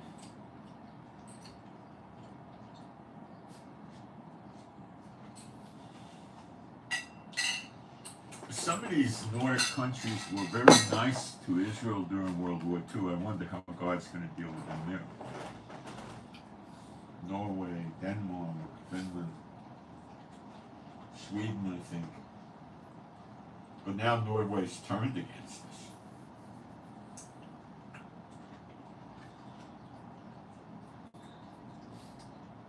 You can rest assured these are the last days of practically every country in the UN,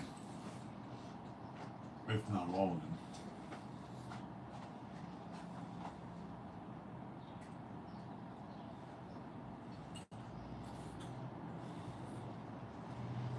Turkey's still talking about raising a Muslim contingency, a big army to come and, kill Israel. He's not long for this world.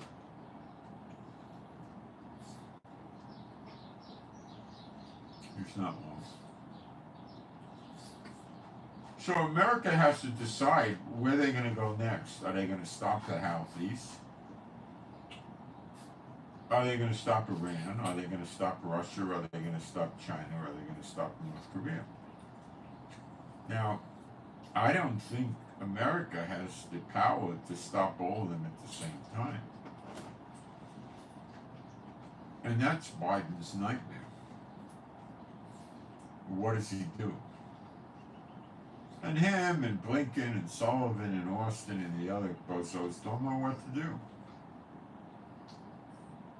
They got to deal with an election in their mind, prophetically. I don't think there's time for it, but they don't know that.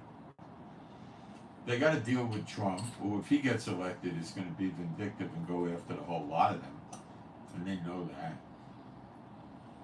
Biden's son's having a criminal trial now, something to do with firearms.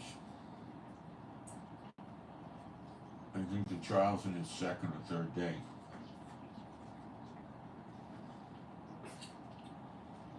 Better believe Trump has his people watching that one like a hawk.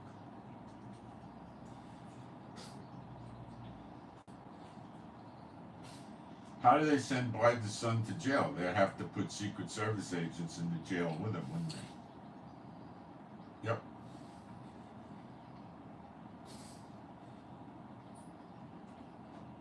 So how does that work?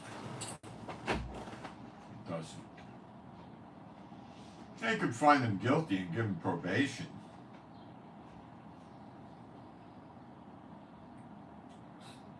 Or house arrest.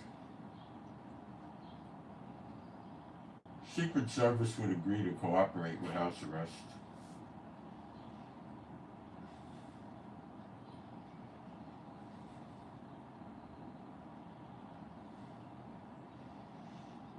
If Biden were hypothetically to lose the election and he was in his last day of office, he could just file a pardon for his son.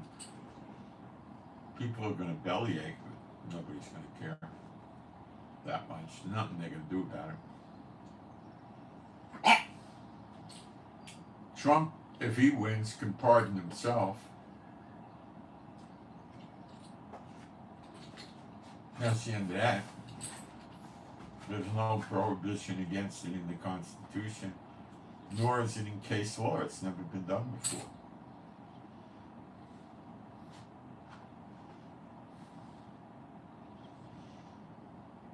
Trump could reinforce it by issuing an executive order to that effect, and also pardoning himself and compounding it, making it very, very difficult to unravel that in the court system or the Congress. I don't think they would try. He would get bad press about it for 2, 3, 4 weeks, and then would go away. But he would probably time it with some other events so the press would die down. But it's prophetically, I don't think we'll ever see it.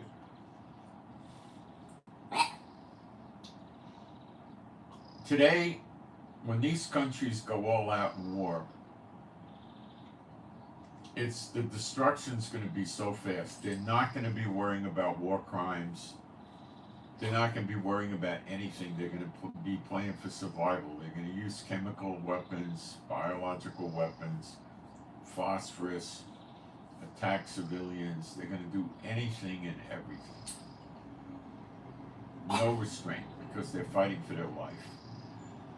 Nobody's going to be coming to rescue them. It's too big. Putin needs China to proceed. If the United States has to cover North Korea, it has to cover South Korea, Japan, and Taiwan, and Guam, and the Philippines, they don't have the wherewithal to, at the same time, cover NATO. They can't protect America, Hawaii, Alaska, the 48 states, and the Pacific Asia region, and Europe, and the Middle East. They probably have 70, 75,000 troops in the Middle East now. A few months ago, they had 58,000, and I believe it's probably gone up to 70, 75,000 by now. They don't have the kind of military that could operate in the Middle East and in Europe and in Asia at the same time while they're protecting America. Now, if China, Russia, Iran, North Korea failed, and they can't get America to pull more troops and military equipment out of America to the different theaters, Middle East, Europe, and the Asia Pacific, then they have to come to a decision as to what they want to do. But you've got to be thinking the sleeper agents are going to be deployed at some point in time.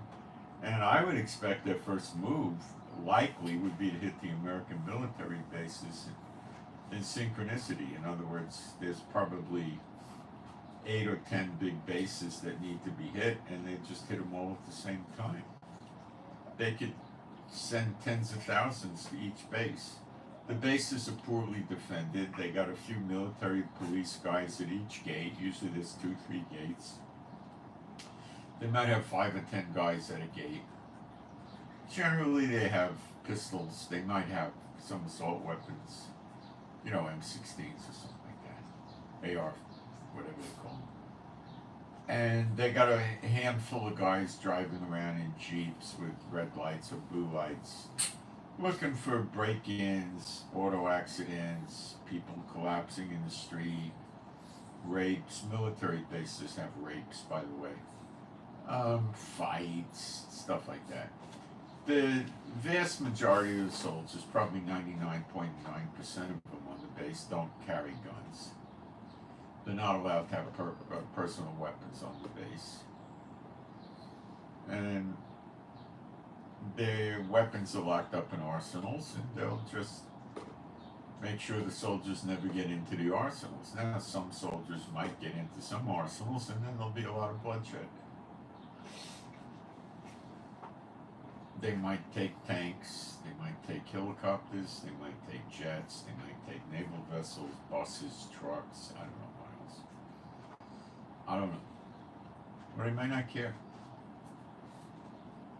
They will kill all the soldiers. There will be an October 7th type massacre. They will rape the females, the civilians and the military females. They will rape them incessantly until they're dead.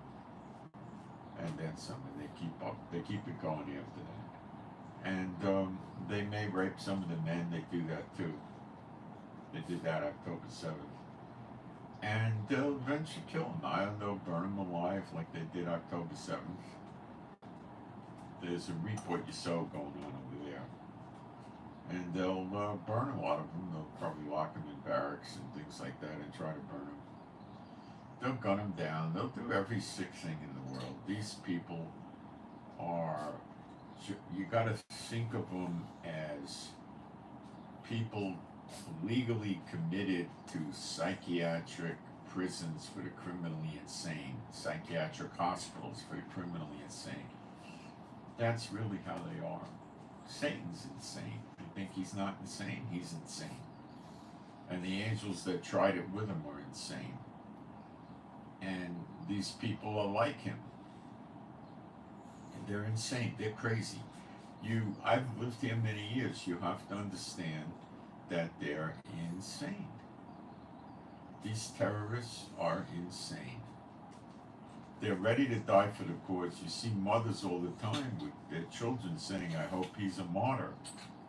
What she's saying is, I hope he goes out and kills Jews and gets killed killing Jews so he goes to heaven. That's how they're raised. Die at a young age and go to heaven. What do you want to stay and live here for on earth, you know? This is what they're taught. From the age they're school children.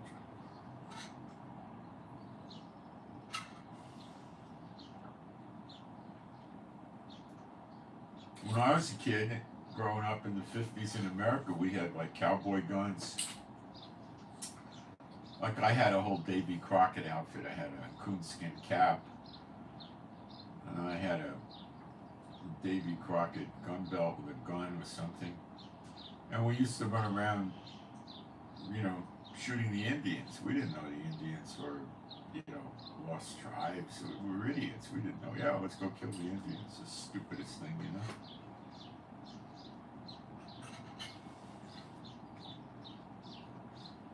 Then later on, you know, this is right after the Korean War, I had, my mother bought me a burp gun, which was a toy gun. You wound it up and it shot like a little small machine gun, and we used to run around making believe we were soldiers shooting each other.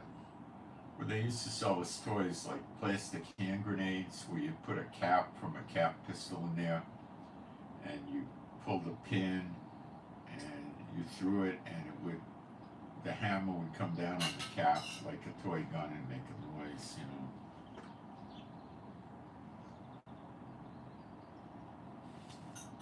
We had air rifles. In New York City, you didn't really want to have BB guns. I had one, but you're not supposed to have them.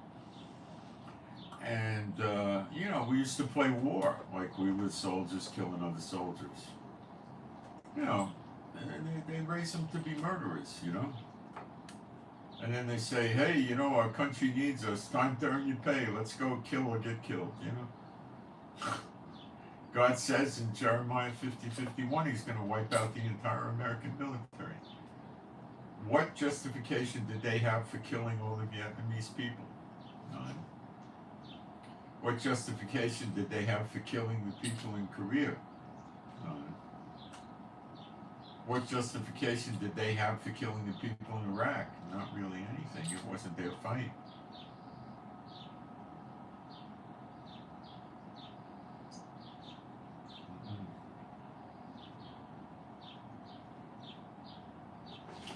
World War II was different. They won World War II. America was the winner. But that was a different thing. Hitler was rising up like crazy.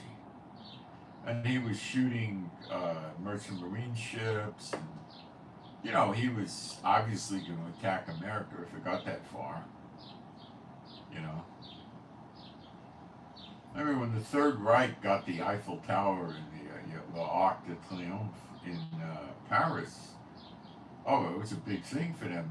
You know, the soldiers were there taking their pictures, walking around, playing tourists. They were trying to be nice to the people because they viewed the French people as more or less Aryans like them. Not exactly, but close enough. that they were going to dominate them, but they were going to treat them like, pretty civilly. Um, and they, of course, wanted all the Jews dead, and they took great means to do that. They felt the same way towards Great Britain. Uh, Portugal and Spain, I'm not sure how they felt. Italy, they felt the same way about. They respected the Nordic countries too. Not the Jews, but the Nordic countries. And what else did they do? Well, they were, very aggressive. So, America talks about genocide with Israel and Gaza. I know what they did in World War II. In Vietnam, rather. I know what they did. I wasn't there, but I knew a lot of people that were. They burned villages, they killed civilians, they raped them, they did all sorts of stuff. And their soldiers wound up to a great extent getting on drugs. That was the big thing, was taking drugs. And in the Korean War, the North Koreans were very good at getting drugs into the hands of the soldiers. It was freezing cold over there in the winters, depressing, terrible conditions. And a lot of the American guys were taking, heroin, morphine, heroin, opium. It was that bad. I had a friend that was a medic in Vietnam, and he told me that on his day off, he'd go to the bars in the little cities or villages. He said he used to take morphine from his medical kit, and he'd sit there and get a bottle of cognac and shoot morphine, and just sit there and stare, just to get an escape from the whole thing. That's all he wanted, was the escape. And when he got out, he was no drug addict or anything like that, But it was that depressing, And then some of the people who went to Vietnam, they liked it. I knew plenty of them that had a good time over there. They enjoyed it. They made rank easily, like if you were an enlisted guy, you could become a sergeant with lots of stripes. I don't know, master sergeant or first class, whatever the heck they designated. It was easy to make rank over there. Officers could get kicked up a couple of ranks, So you could go over there as a, second lieutenant, then make first lieutenant, then make captain, and that's, captain's the top of the junior officers, major is the lowest of the senior officers, So they could, move up. They had a lot of guys that were in special forces, people, they used to tell me how people would go out from the fire bases at night. You'd see these guys dressed in black, and they'd go out themselves with their sniper rifles, and they'd stay out all night and look for targets to just shoot, plink at them, They went by themselves because it was easier for them to get lost in the jungle. The Vietnamese people that lived in the jungle their whole life were afraid of these people, the Green Berets especially. They used to hide in the swamps and wait for the Vietnamese, and then they'd kill them. They were using bows and arrows, short swords, garrots, knives, claymore mines, all sorts of stuff. They were going out and assassinating these people wholesale. Yeah, these people would get brutal and they got their hands on American soldiers, but they didn't often get their hands on Navy SEALs and Green Berets and recon Marines and people like that. That was not common for them to get their hands on them. Those guys had their own bases, and when you look at the pictures of them, they all had all these advanced sergeant rank. They were all throwing them up in the ranks like crazy. So they got good pay. And you know that I tell people this, they don't really know it went on, but believe me, it went on. There were car salesmen in Vietnam, okay? From Chrysler, Ford, Chevy, Pontiac, Plymouth, etc., right? And they would work with the soldiers probably 2 to 3 months before they were getting out and going home. And they would sit there with the picture books and show the soldiers all the different models of the cars. And they got special discounts because of the military. And this was not a car dealer in, Kansas or Texas. This was the factory. And the factory would sell the car to the soldier. Now, a lot of the soldiers, not all of them, but a lot of them had a lot of their pay built up. They had no dependents back home. And what are you going to spend that much money on in Vietnam? You could only drink so much cognac and go to so many whorehouses. So they all went, they were probably believers that didn't, but a bulk of them would do that. And they saved their money, and they would buy things like GTOs, Roadrunners, all kinds of hot rod cars, the supercars back then, right? So they would order the car. So when it came time, they would time it. So when they got back to the States, they would usually go on leave for a while. They got back and it was a weird thing. They took them like on a Monday. They'd process them out of Vietnam, and by Wednesday or so, they'd be in the United States walking around, getting pizza and hot dogs, going to ball games. And they would be like, I met people that had just done this, and they were like still in shock. They came from a war zone to walking around the streets of America. And a lot of these people went crazy. There were tons of them that were just not right anymore. They weren't right. They were screwed up in the head. They were screwed up in the head. And then they came out with that movie, what, in the 90s? No, in the 80s? In the 80s, Apocalypse Now was something with Marlon Brando. The guys would go see that movie, and they'd sit down and watch it, and then they would say, man, as soon as that picture started, I could smell the jungle again. It was like I was right back there. It was pretty realistic, and that brought them back in it. But there was so many of them. They wouldn't work. They didn't have jobs. They were going to VA hospital. They were all messed up. Agent Orange problems, and they were all screwed up. They just weren't right. A lot of them became hippies, and they made really bad hippies.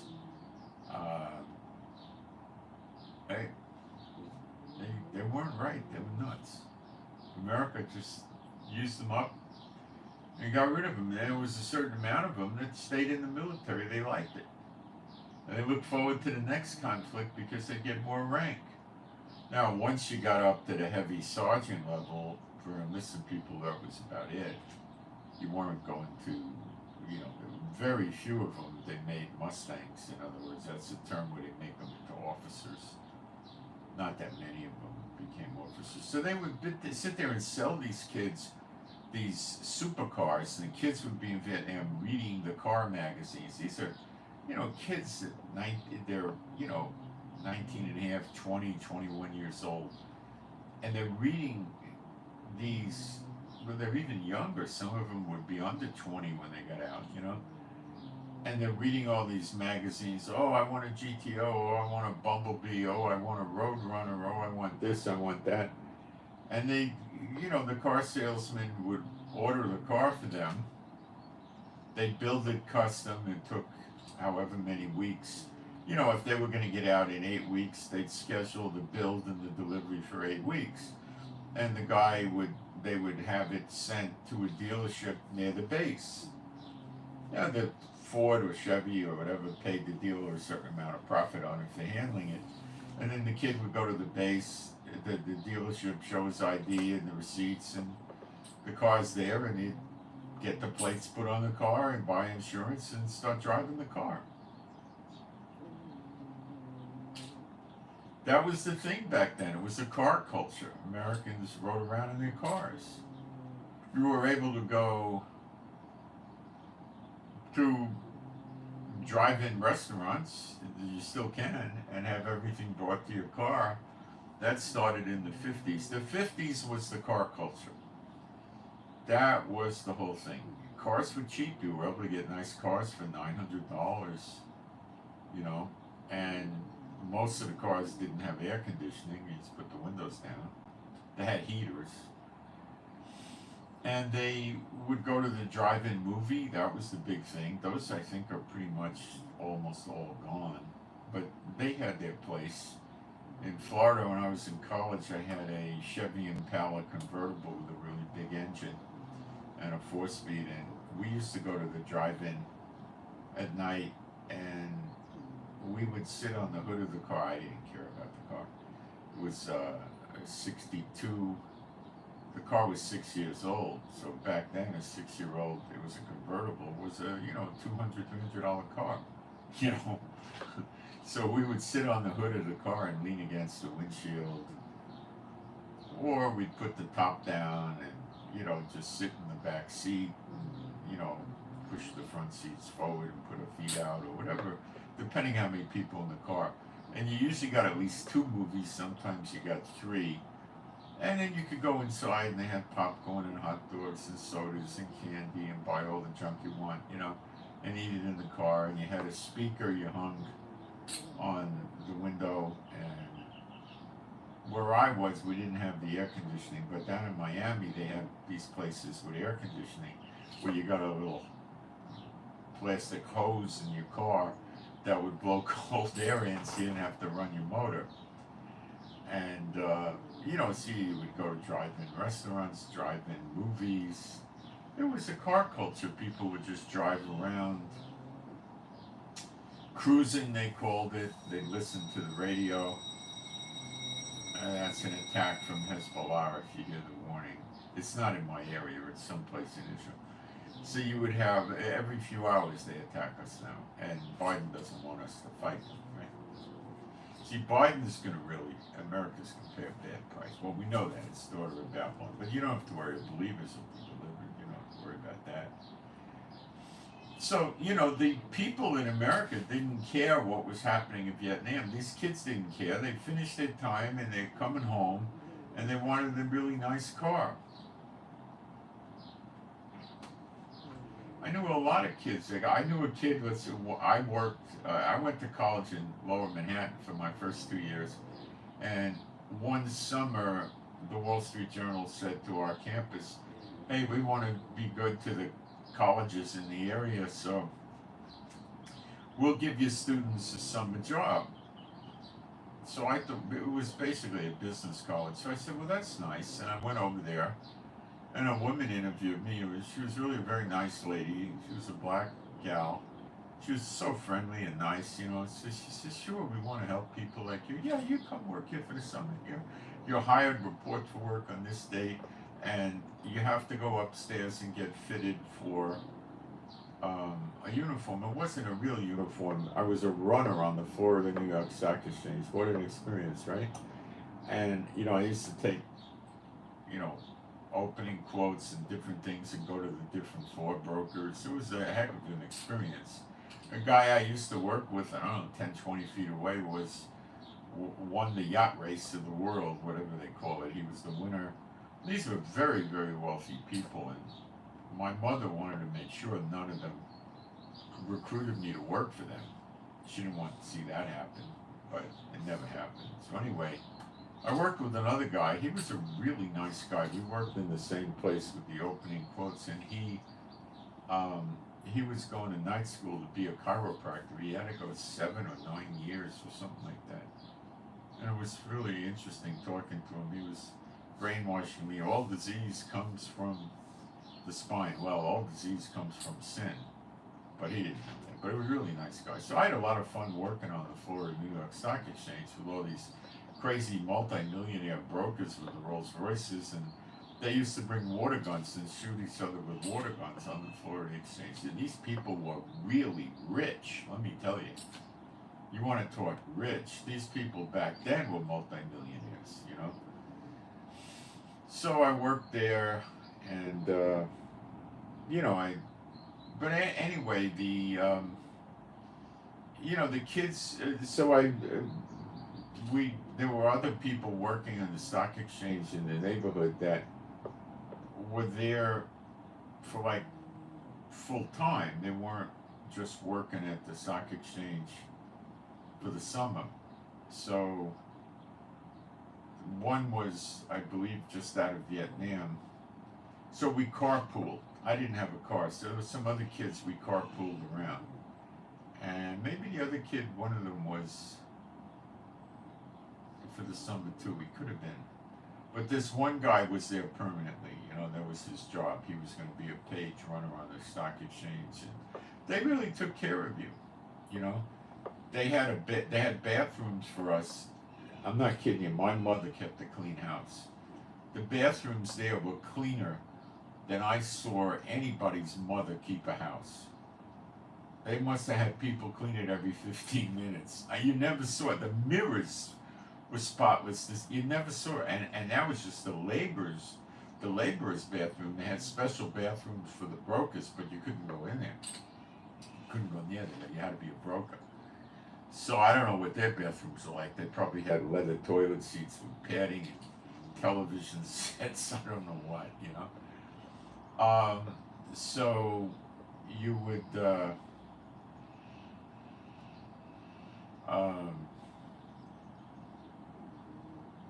you know, they really took care of you. So it had a career path. You didn't get a lot of money, but they treated you very unbelievably well.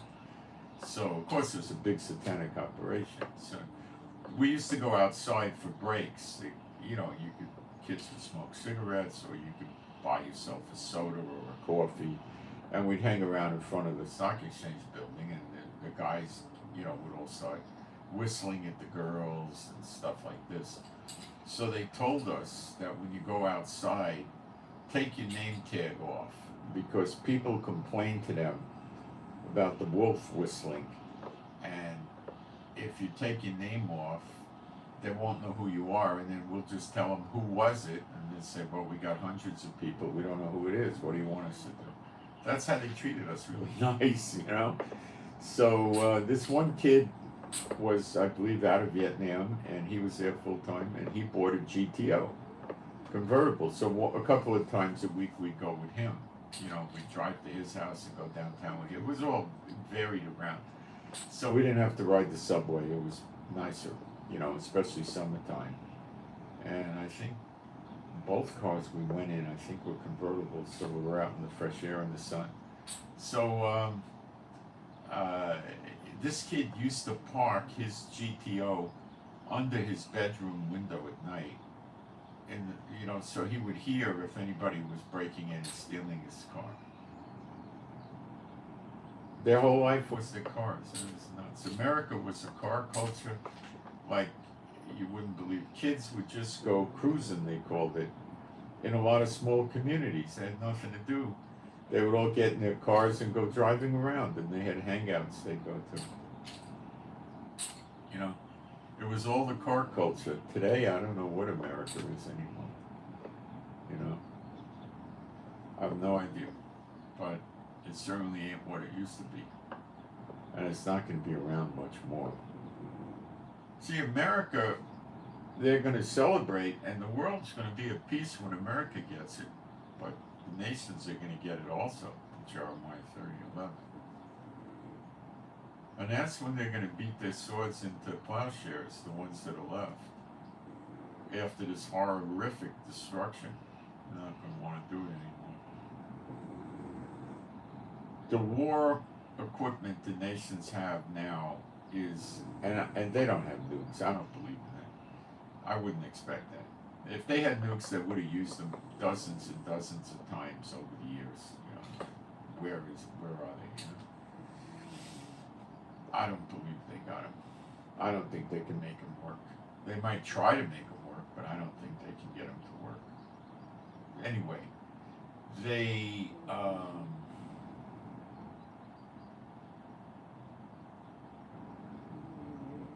just never had the destructive capability like this. They never had it. In Vietnam, they had a lot of destructive capability, but it was maybe a fourth or a fifth of what they have today. Not much. You know, they got submarines launching missiles under the water, ships launching missiles, planes launching missiles, helicopters launching missiles. They have remote controlled drone aircraft. They got guided missiles. They got drone boats. Drones, underwater boats, suicide drones. I don't know how the heck they hit that aircraft carrier, because that aircraft carrier got phalanx guns, 4 of them. The phalanx shoots a 20 millimeter shell, which is a 1 pound projectile. It goes 5 miles. It's deadly as all get up, and they're radar controlled. So that missile had to defeat the radar on the American aircraft carrier, which is state-of-the-art radar. So it was probably one of these hypersonic missiles. They couldn't shoot it down. This thing shoots something like 3,300 rounds a minute. So it spits walls of bullets up in front of the missile. So the missile just bangs into the bullets, and that's it, goodbye missile. Missiles are not armored. If you shot a missile with a pistol, you'd bring it down, but how are you going to hit it with a pistol, you know? But I mean, missiles are not very well defended. They just put enough metal in there to keep the thing in one piece. They don't try to armor it, you know? And everything inside the missile is all crammed together to keep it as small and as light as possible. So, you know, you hit it anyway, you're going to bring, you know, catastrophic problems onto the missile. So you got that going on, you know.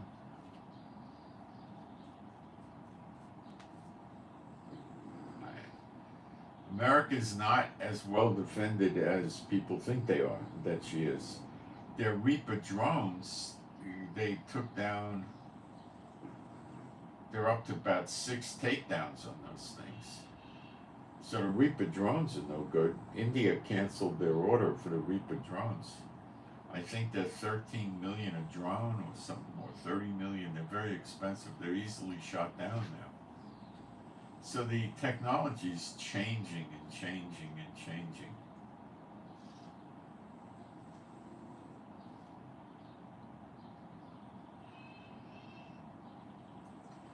The tanks are quite resilient. The advanced tanks are pretty hard to take out. The planes are stealthy.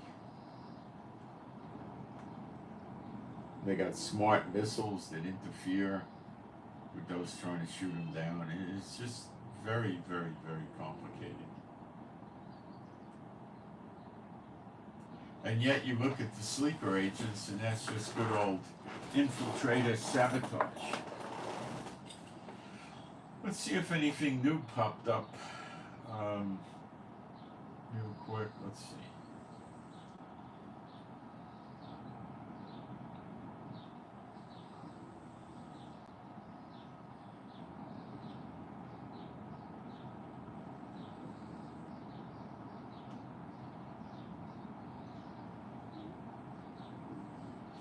Yeah, the Saudi newspaper said that Hamas absolutely rejected Biden's ceasefire because it has no permanent ceasefire associated with it.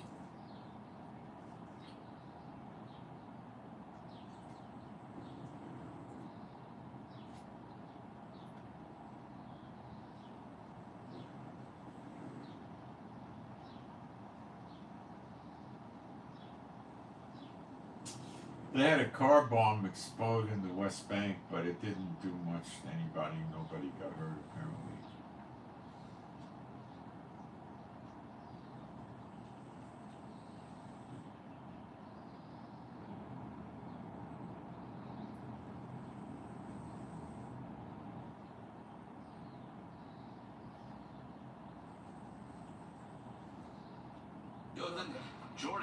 Jordan, why'd you come to Egypt?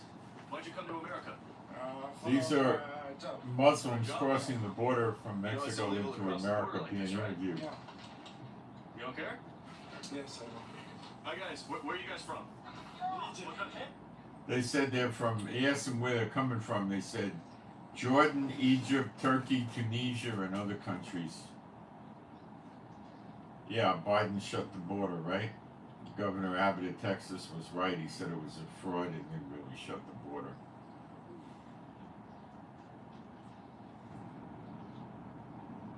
And those were military-age males who looked like soldiers marching. They were trained in English, or some of them.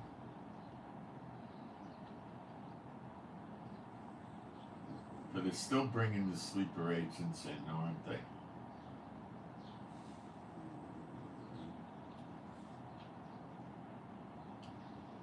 These guys are getting paid salaries and living expenses and stuff like that.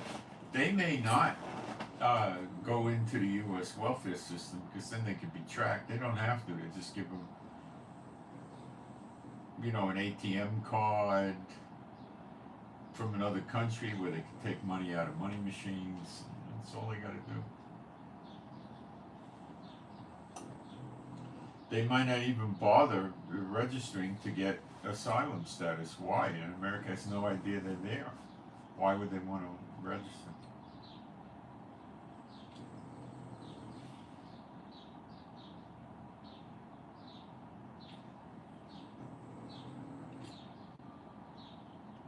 And you can see there were military-age males coming in a group, sticking together.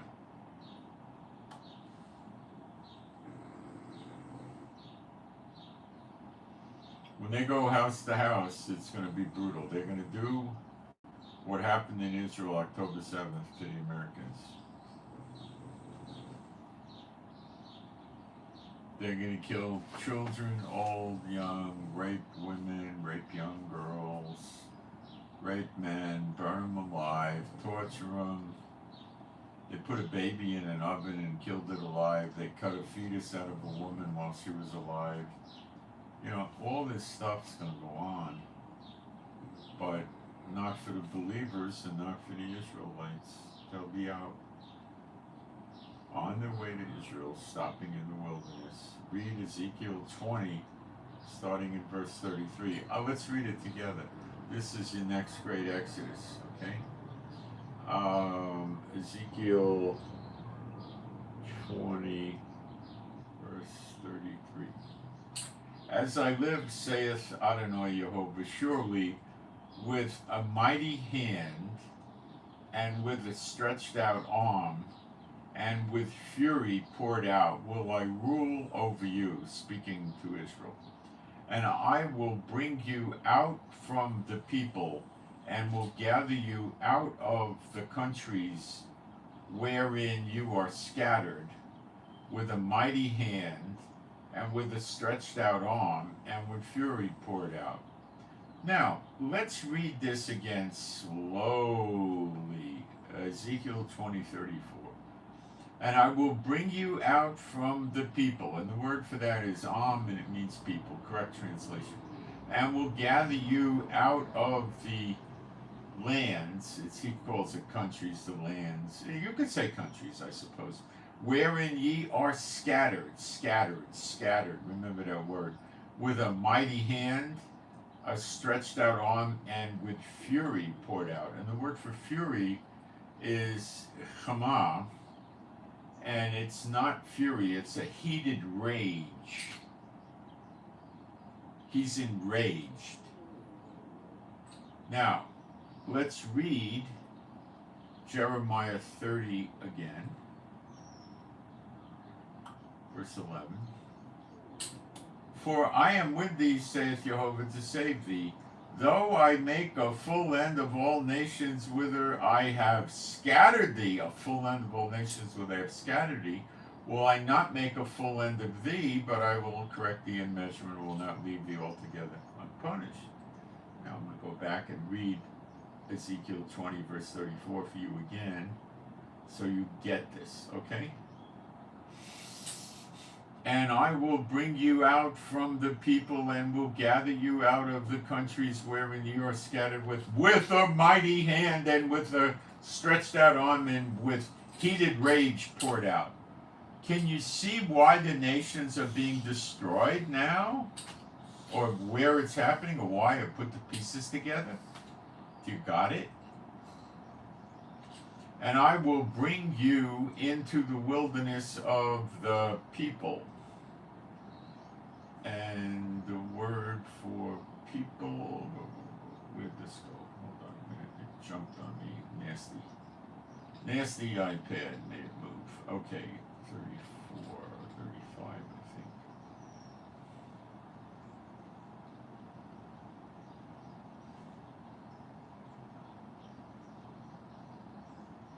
And I will bring you into the wilderness of the people, and there will I plead. It says judge, not plead. They're playing with the translation. It's 8199. Shaphat, it means judge. It could mean govern, but it's really meaning judge, I would think. And there will I judge with you face to face. Maybe it means plead, or something. Or it could mean he's judging them face to face. It could mean, let's see how Storms puts this word into English here. He's usually better than the other jerks.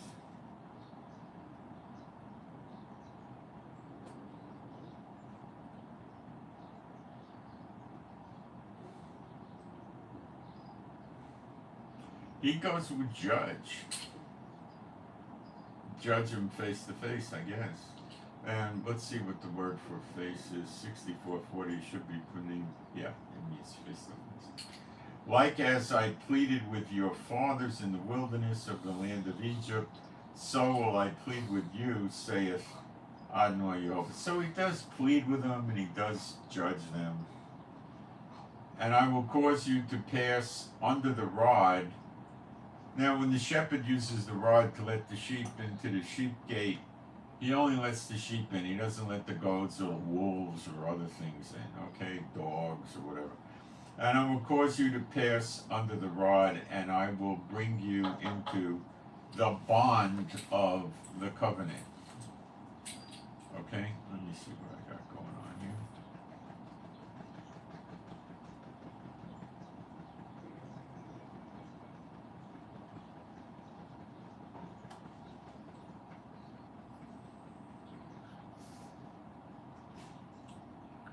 Somebody sent me a message for somebody else.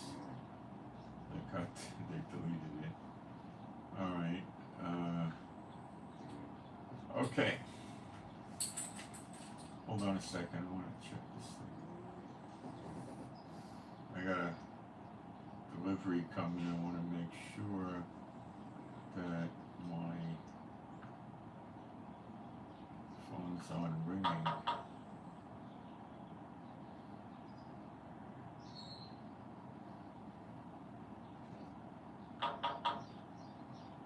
WhatsApp. I hate WhatsApp. I need it, or I should get rid of it, but I can't stand it. But I need it, so I keep it, but I do not like it. It's just a pain in the neck.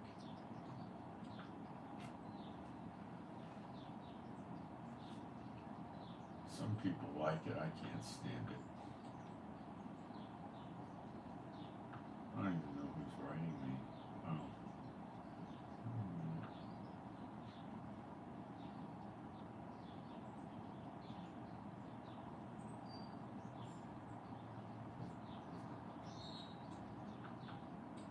Okay.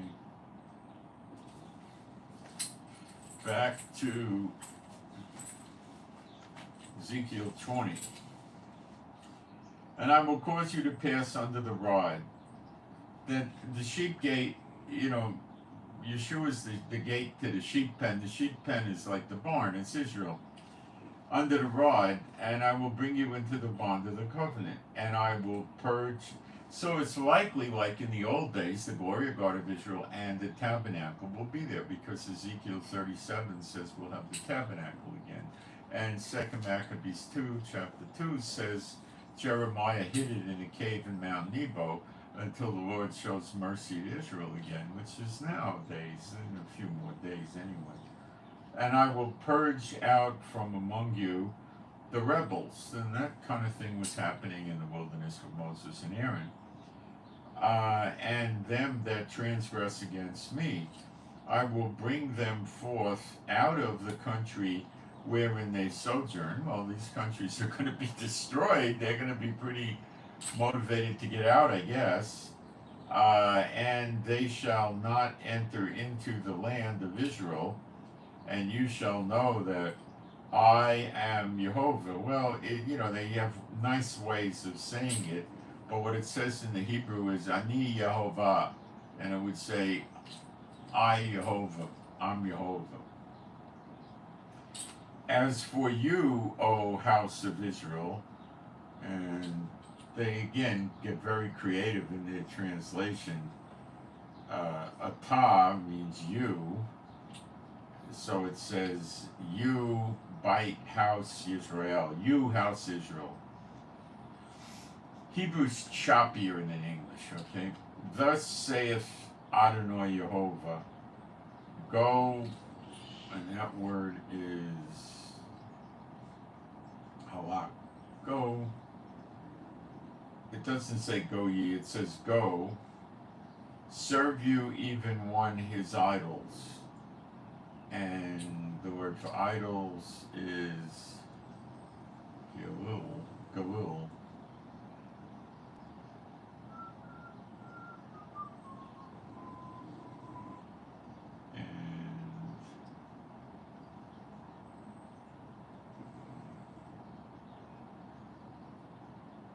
It basically is like saying like a tree or a log. Like you cut a tree down, it becomes a log, a round log. It's like that kind of word, okay?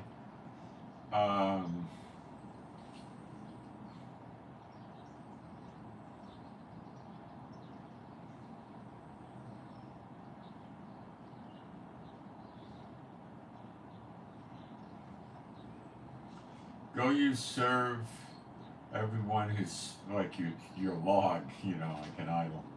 Hereafter, also if you will not hearken unto me, but pollute you my holy name no more with your gifts and with your idols. See, they're going to get an eternal life body, which does not mean they can't die. Long life, a double reward, and he's going to give them a heart of flesh and put his word in their inward parts. Okay, would you get, so they're not going to do this anymore. It says they shall all know me from the least to the greatest. They shall not run around saying know the Lord. For in my holy mountain, that's Mount Sinai, that's not there now, but he'll bring it back. In the mountain in the height of Israel, saith Adonai Yehovah, there shall, it's Mount Zion, not Sinai, Mount Zion. I think I might have said Sinai. Mount Zion, Sion is the Hebrew pronunciation.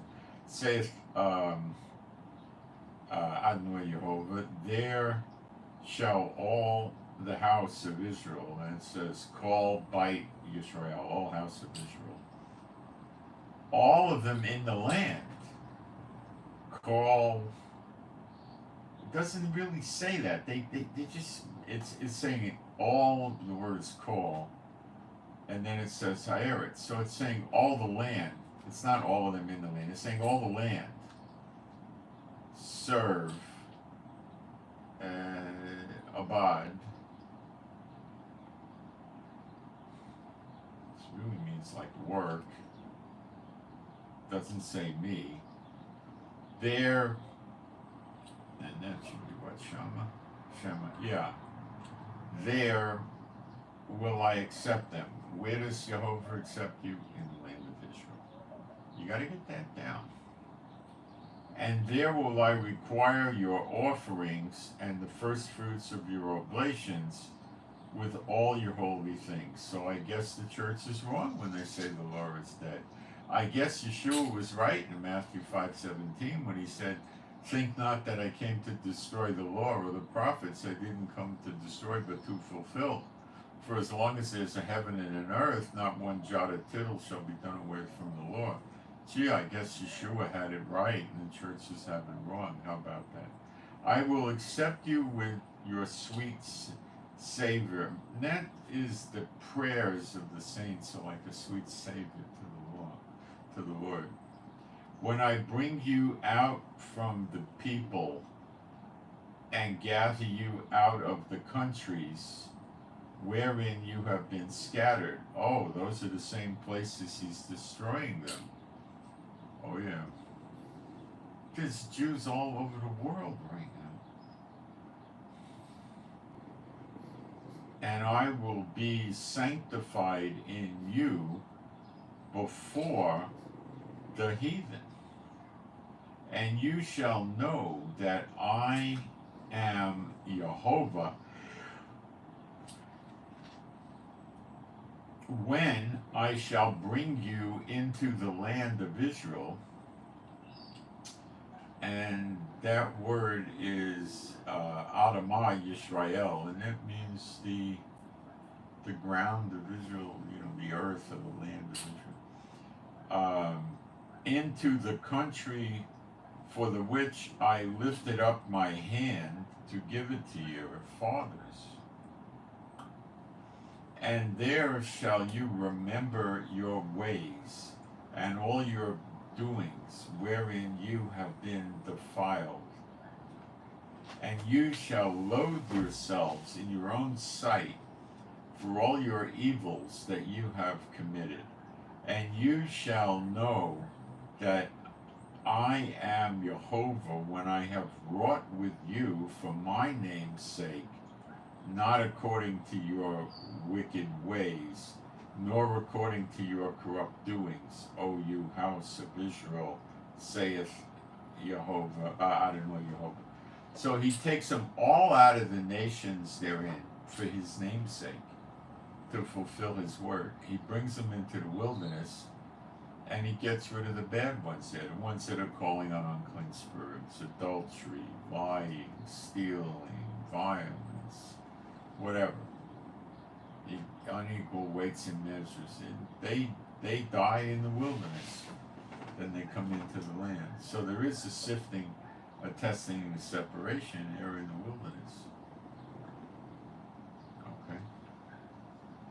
So the ones, that make it into Israel got sifted or tested, whatever you want to say. Moreover, the word of Jehovah came unto me, saying,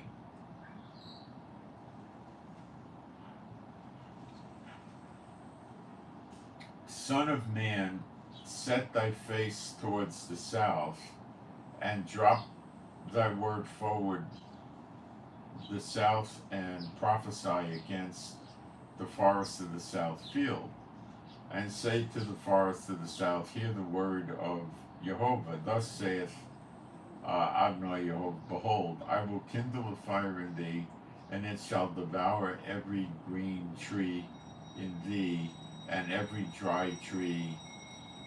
The flaming flames shall not be quenched.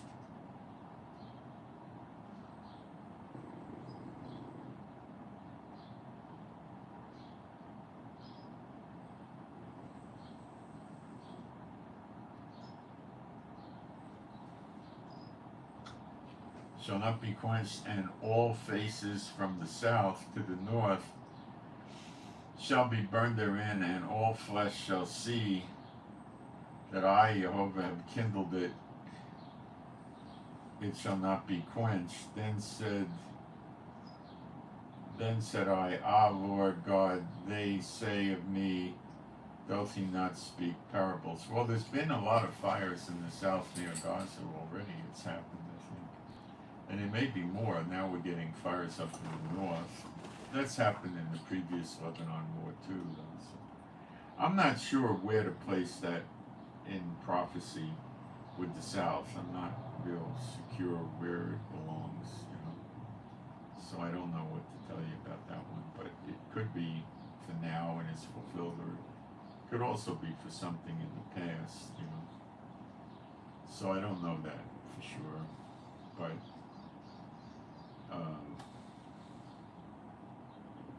it is what it is. We'll find out pretty soon. Let's see if we got questions in the chat.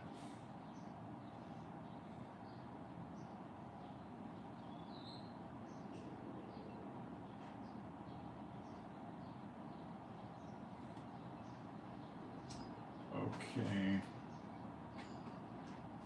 If you want my Telegram channel, send me an email. My email address is up in the chat towards the top. It's the bottom line in the description box, and I'll read it to you.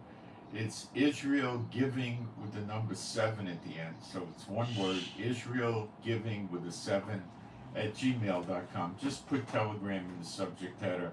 I'll send you the invite link. You have to download the app Telegram Messenger. It's free, the app's free, it's all free.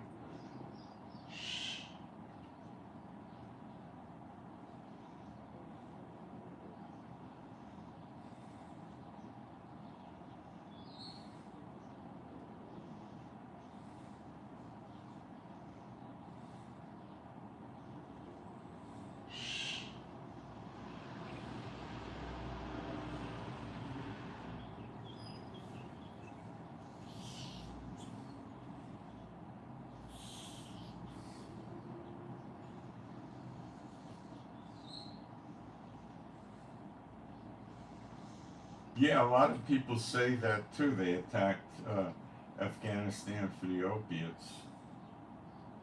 America is 2 continents.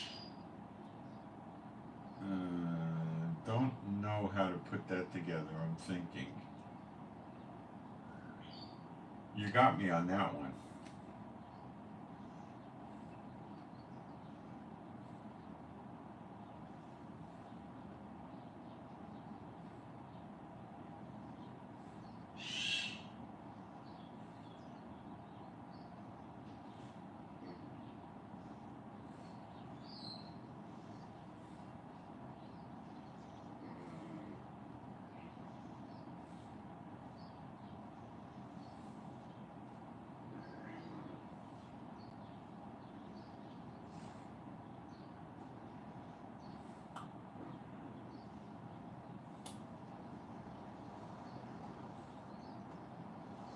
Yeah, it went to technology, not cars anymore. You know, when I was a kid and grew up, we had bicycles. We went out and rode bicycles. We played basketball. We played touch football. We played tackle football with some padding and helmets. We played a lot of basketball. We played softball, baseball. We played stickball. We played off the stoop. We played with little ping balls. We played handball. We played other games.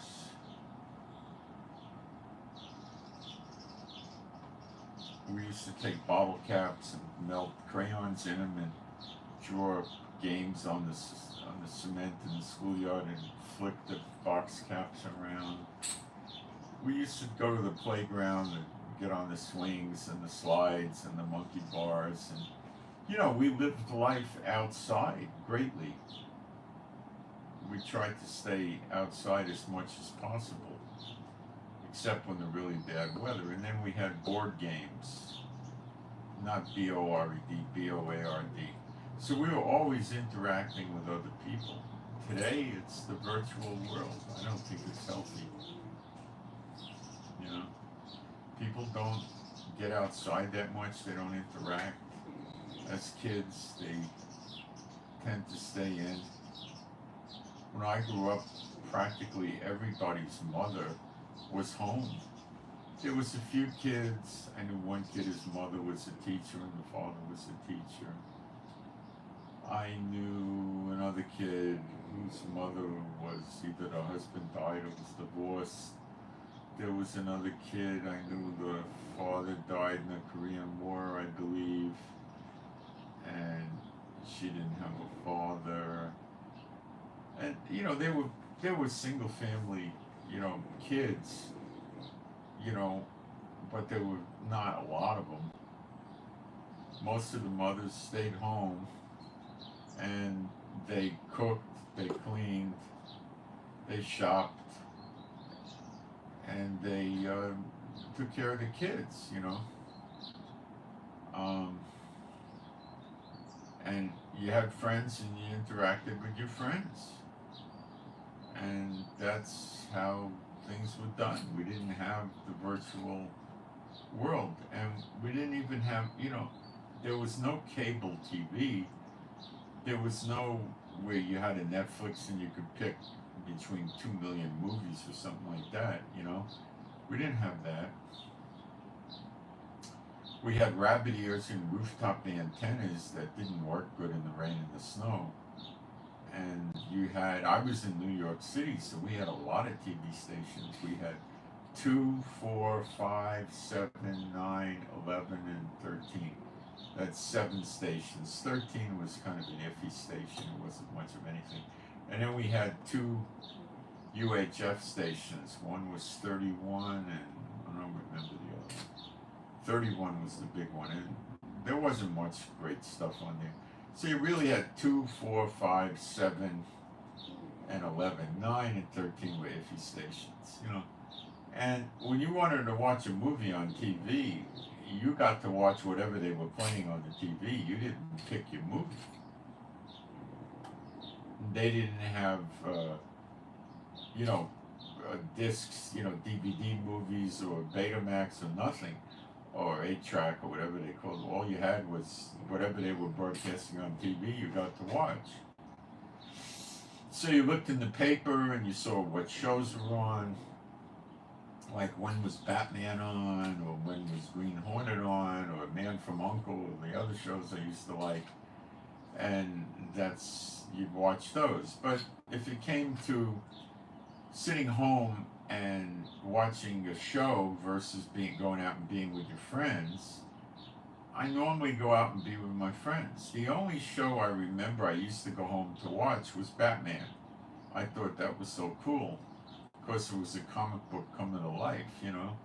So I used to go to the community center in the winter after school, and they had pool tables, ping pong, weightlifting, basketball, things to do, a dance room with a record player and music, and just hang out and talk with your friends, and, you know, play bumper pool or real pool or whatever. So we would, you know, I would run home to watch Batman and then go back to the community center. I think they used to charge us $3 or $6 for the whole year to go there. And it was a safe environment. Teachers would work there in the evening, and they would, you know, make sure there were no drugs or alcohol moving around or any bombs or stuff like that. And these were tough guys, you know, that were in World War II. And if the bad kids came around, the gang kids and stuff, they'd stand up to them. They'd fight them if they had to. They'd probably throw them down the steps and put them in the hospital. These were World War II guys that were killers in the war. This is a long time ago, and they didn't take anything from these kids. Nobody was really running around with guns back then. And they'd call the cops, and the cops would take the side of the teachers hands down. The cops were tough back then. If you tried playing gang stuff and spreading drugs, the cops were very simple about it. They took you in an alley and they knocked the daylights out of you. That was it. You know, when they caught burglars back then, they used to beat them up. You know, that was their deterrent. They didn't want any burglars in our neighborhood because we had a very low crime rate. They caught a burglar, they'd take the nightstick, bam, right in the stomach. The guy would usually barf. Then when he bent over, they'd whack him in the back and then kick him and knock him down and then drag him around with the handcuffs. And they were very ugly to them. They weren't nice to them. They didn't want him running the crime stats up in the neighborhood because the merchants were very happy to have a low crime rate. They would get all the free clothes, free this, free that. They gave them money. They wouldn't give double parking tickets for the shopping, and they getting paid off, but they took very little from each store. The bag man from the precinct would come around once a month and they'd give him the money. They'd go back to the station and they divided it up amongst every cop that worked there. So the cops lived very well until Serpico came along and brought it down, and it stopped for a few years and then it started up again. You know, they can't really suppress it because it's all demonic. You know, the people running the police are Satanists. You know, so. You know, we had a different world we grew up in. We didn't have any. I mean, I used to go out as a small child and play in New York City by myself. I used to ride the subways and the buses by myself. You can't do that anymore. The kids just disappear, you know.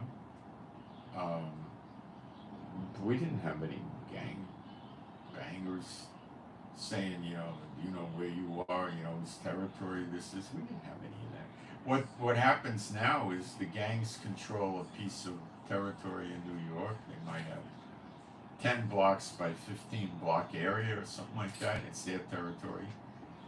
And they have gang members out on the street all day, all night watching. And a lot of them are armed illegally. And if they see something,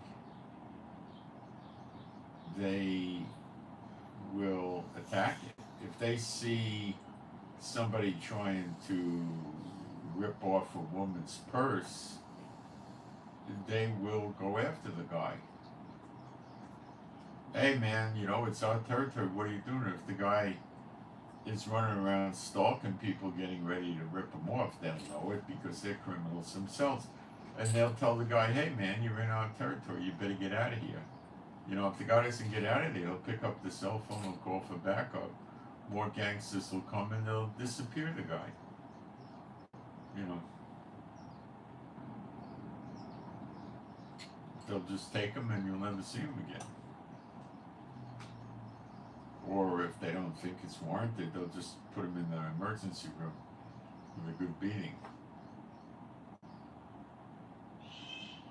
So there's no armed robberies, you know, they pay protection to the gang. Guy wants to go rob a restaurant that's paying protection to the gang will kill him. They're not going to put him in jail, they'll shoot him. What they'll do is they're liable to grab the guy, strip him of his clothes and his ID after they kill him and dump him in the river or bury him or put him in a crematorium for veterinarians or who knows what they'll do. They'll disappear the guy, put him in a furnace in a building and burn him up. They'll just disappear the guy. Now, it's bad for the gang members because if they get caught doing something like this, like a patrol car that happens to drive by, they'll go to jail for 20, 30 years. You know, it's a lousy life being in a gang. It's like being in a Hells Angels or a Banditos or a Mayans, the motorcycle gangs. Because if you're in those gangs,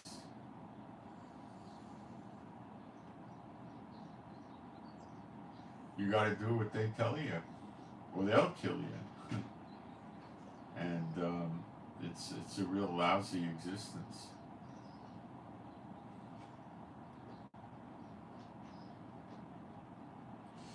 The people that go in these motorcycle gangs frequently have been in jail, wind up in jail.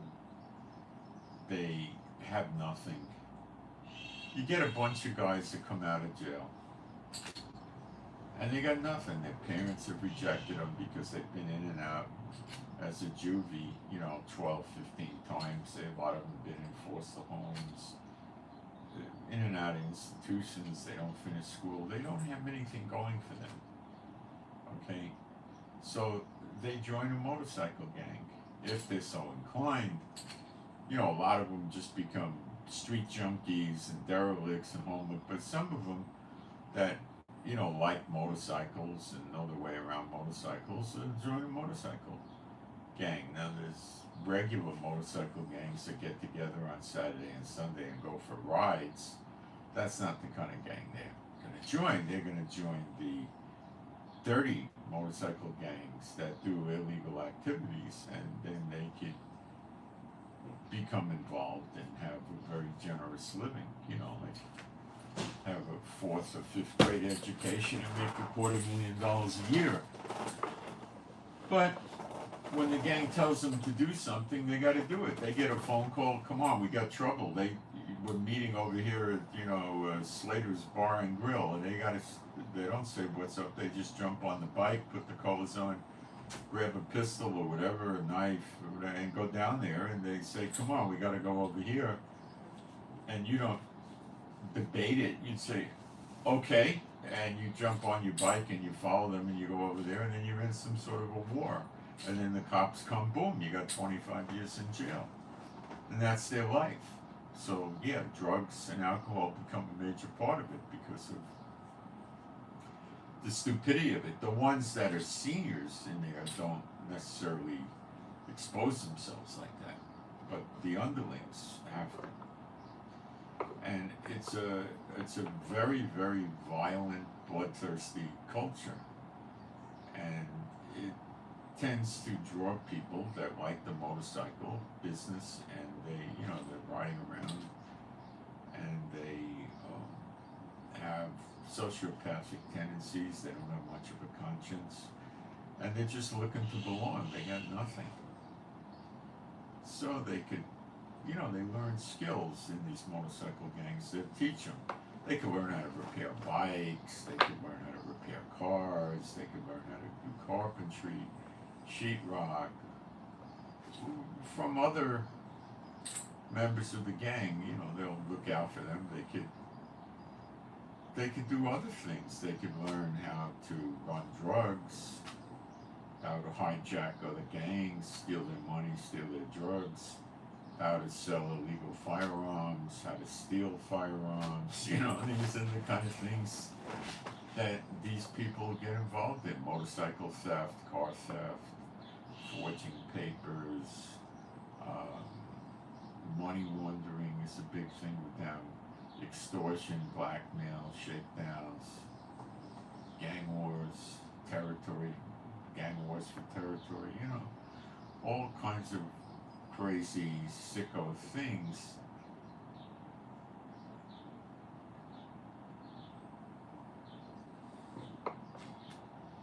So that's who goes into motorcycle gangs. You know what the same mentality is? Somebody who becomes a Navy SEAL or a recon Marine or one of those special forces. They got nothing. But they're not criminally oriented. They haven't been in and out of juvenile halls all their life and stuff like that. But they got nothing. They get out of high school, they got a high school diploma, so they're qualified to work as a cashier or a bagger in the supermarket. And they got nothing. So they go and they put themselves out at all costs to become a Navy SEAL. So the other ones that have been in and out of juvenile hall go out to put themselves out at all costs to be a prospect in a Hell's Angels or a Mayan or a Banditos or some other gang and get into the gang. It's the same mentality. They got nothing going for them. They're looking for security. They like the idea of being a killer and a murderer. It doesn't bother them. And that's the way they do it. The ones in the motorcycle gangs just justify it by saying, well, that's my life. I've got to listen to the gang. That's the way it is. What they tell you to do, you do. Otherwise, they'll kill you. Or they'll get rid of you. So they do it. The same with the Navy SEALs or the recon Marines. They got to do it. You got orders, you do it. The same with the Hells Angels. You got orders, you do it. It's the same mentality. It's a soldier's mentality. It's the same mentality.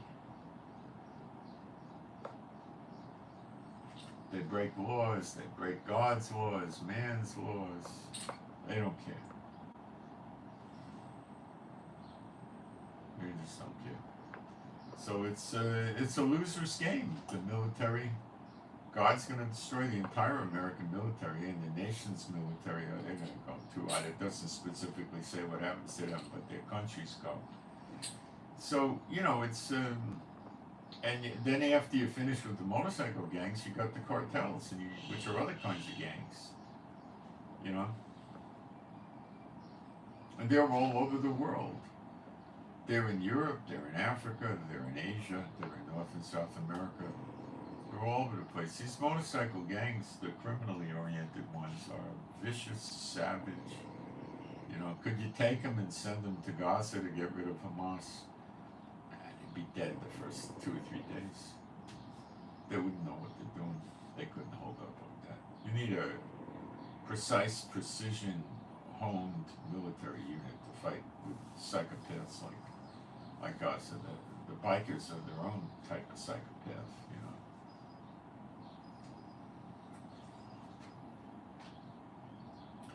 Back in the 60s, in the hippie days, you know, you used to see the Hells Angels come with a hippie, wherever the hippies were, they showed up. And they were reasonably aggressive, but not that bad. If you were nice to them and stayed out of their way, they wouldn't hit you or anything like that. They were nasty, you know.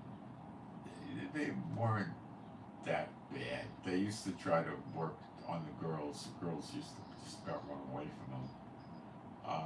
Literally at times.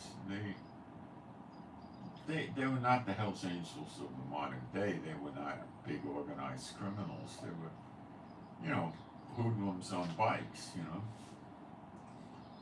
They didn't have money and stuff like that. Now they've got, for many years, probably for 30, 40 years, they've been very sophisticated. And they're big organized crime centers, and they recruit people in with their motorcycle clubs, as they call it. You need to have one of them nominate you. The way they start with that is they start having you hang around the clubs with them, and they see how moldable you are and how stupid you are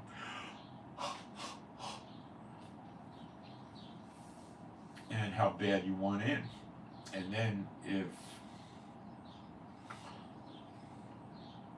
they like you enough, then after months of hanging around with them, and they're very careful to make sure you commit plenty of crimes with plenty of them testifying to it, so you can't go to court and testify against them. As a undercover police officer, you could be an informant. And then they make you what they call as a prospect, and then you might have to stay as a prospect for 6 months or a year or 2 or whatever. And you're a gopher for them. You do whatever they want you to do, which includes crimes. And you're risking going in jail for many years. And then if you do that and they like you enough, they'll make you a member of Hell's Angels, which means what? It means you're just a member. So what? So you get to fly the colors when you ride your motorcycle, and that could get you killed.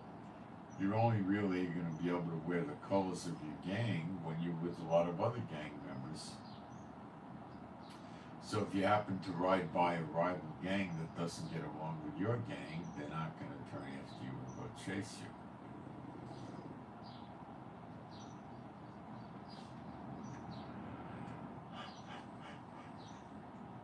This gang stuff with the cartels, the motorcycle gangs, is huge around the world. It's organized crime. There's more of them than the mafia ever had. They don't do gambling casinos and things of that nature. They're not anywhere near that sophisticated. They might run a massage parlor or a bar, set up illegal card games in the back of a bar, or, you know, motorcycle repair shops, motorcycle dealerships, possibly, although I doubt it. Biker bars, you know.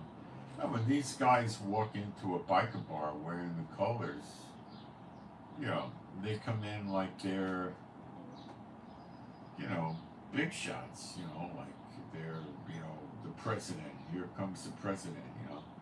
And they walk in wearing their colors, and, you know, then another gang could be there, and 4 or 5 minutes later there's a fight with stabbings, split heads, shootings. You know, it's just a horrible life, you know, but they go for it, you know. So we didn't have this kind of life. You know, motorcycle clubs in the 50s in New York were there. They got together, they got on their motorcycles, and they rode around. And, you know, sometimes they would get in fights and stuff, but it wasn't an organized criminal organization. It was a bunch of people that were misfits that got into a motorcycle club. And then there were also groups by the 70s that were just motorcycle enthusiasts that had real jobs and no criminal records, and they would just get together on Saturday and Sunday in large groups and go for big rides on their motorcycles. That's all. It wasn't anything more than that, you know. So, you know, everything has changed with this virtual life, you know.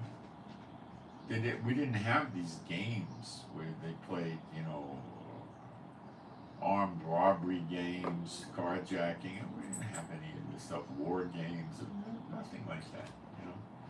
We had board games, we played cards, you know, nothing. Television wasn't really that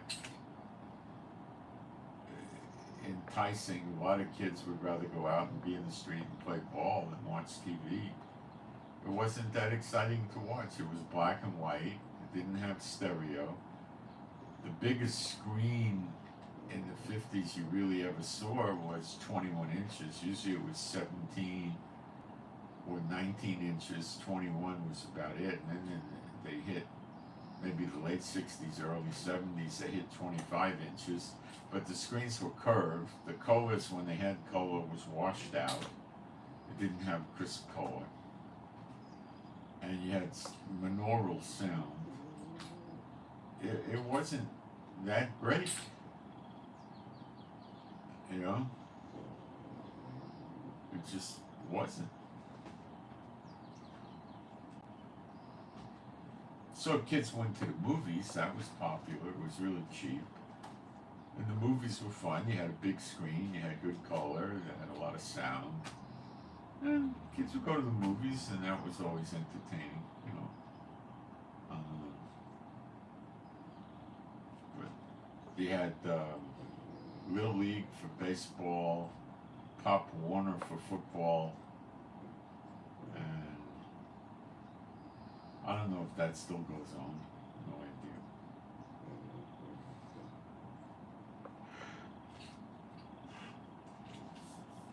I don't think they ever had a basketball league that I ever heard of. Never heard of that. Kids would lift weights. They didn't have, like, weightlifting gyms. They had mostly Vic Tanny, like, places for people to go and reduce and trim down and tone up. And the real weightlifting gyms were far and few between. You had them in New York City, but they weren't neighborhood locations. You had to go try to find them somewhere. You know, it wasn't easy. The school, the night center in the neighborhood had weights. You go there, but I mean, they had no equipment. They had barbells and dumbbells. That was it. That was it. My mother bought me a dumbbell when I was about 11 years old, and I used to be able to do pretty good workout with just one dumbbell. You know, you had to be creative, but you know, after a while it became too light. I think I got some extra weights for it at some point, but I remember with that training I was able to snatch and press 65-pound dumbbells with one hand when I was, I don't know, 14, 15, 16, something like that. You know. So anyway, yeah, world's a mess, and when Israel's redeemed, I think we're going to go back to the old way of life. My opinion, we're not going to have all this virtual world anymore, and that stuff. We're not gonna, will we have cars? I don't know yet. Have the Lord reveal that to us. I don't know. We might. I don't know. I can't figure it out. The ships of Tarshish, are those sailboats with wind sail? I don't think so. I don't know. I don't know. I think we will. Okay? But it remains to be seen, I'm afraid. Maybe not. We may go back to animals for transportation, and we might Will we have electricity? I don't know. I'm searching the Lord for this, and I want to get the answers. So pray we get answers. And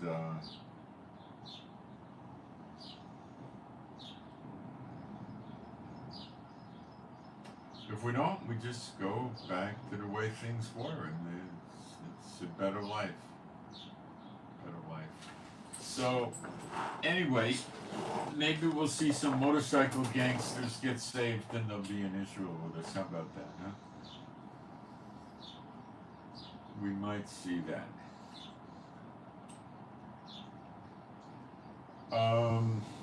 Any questions?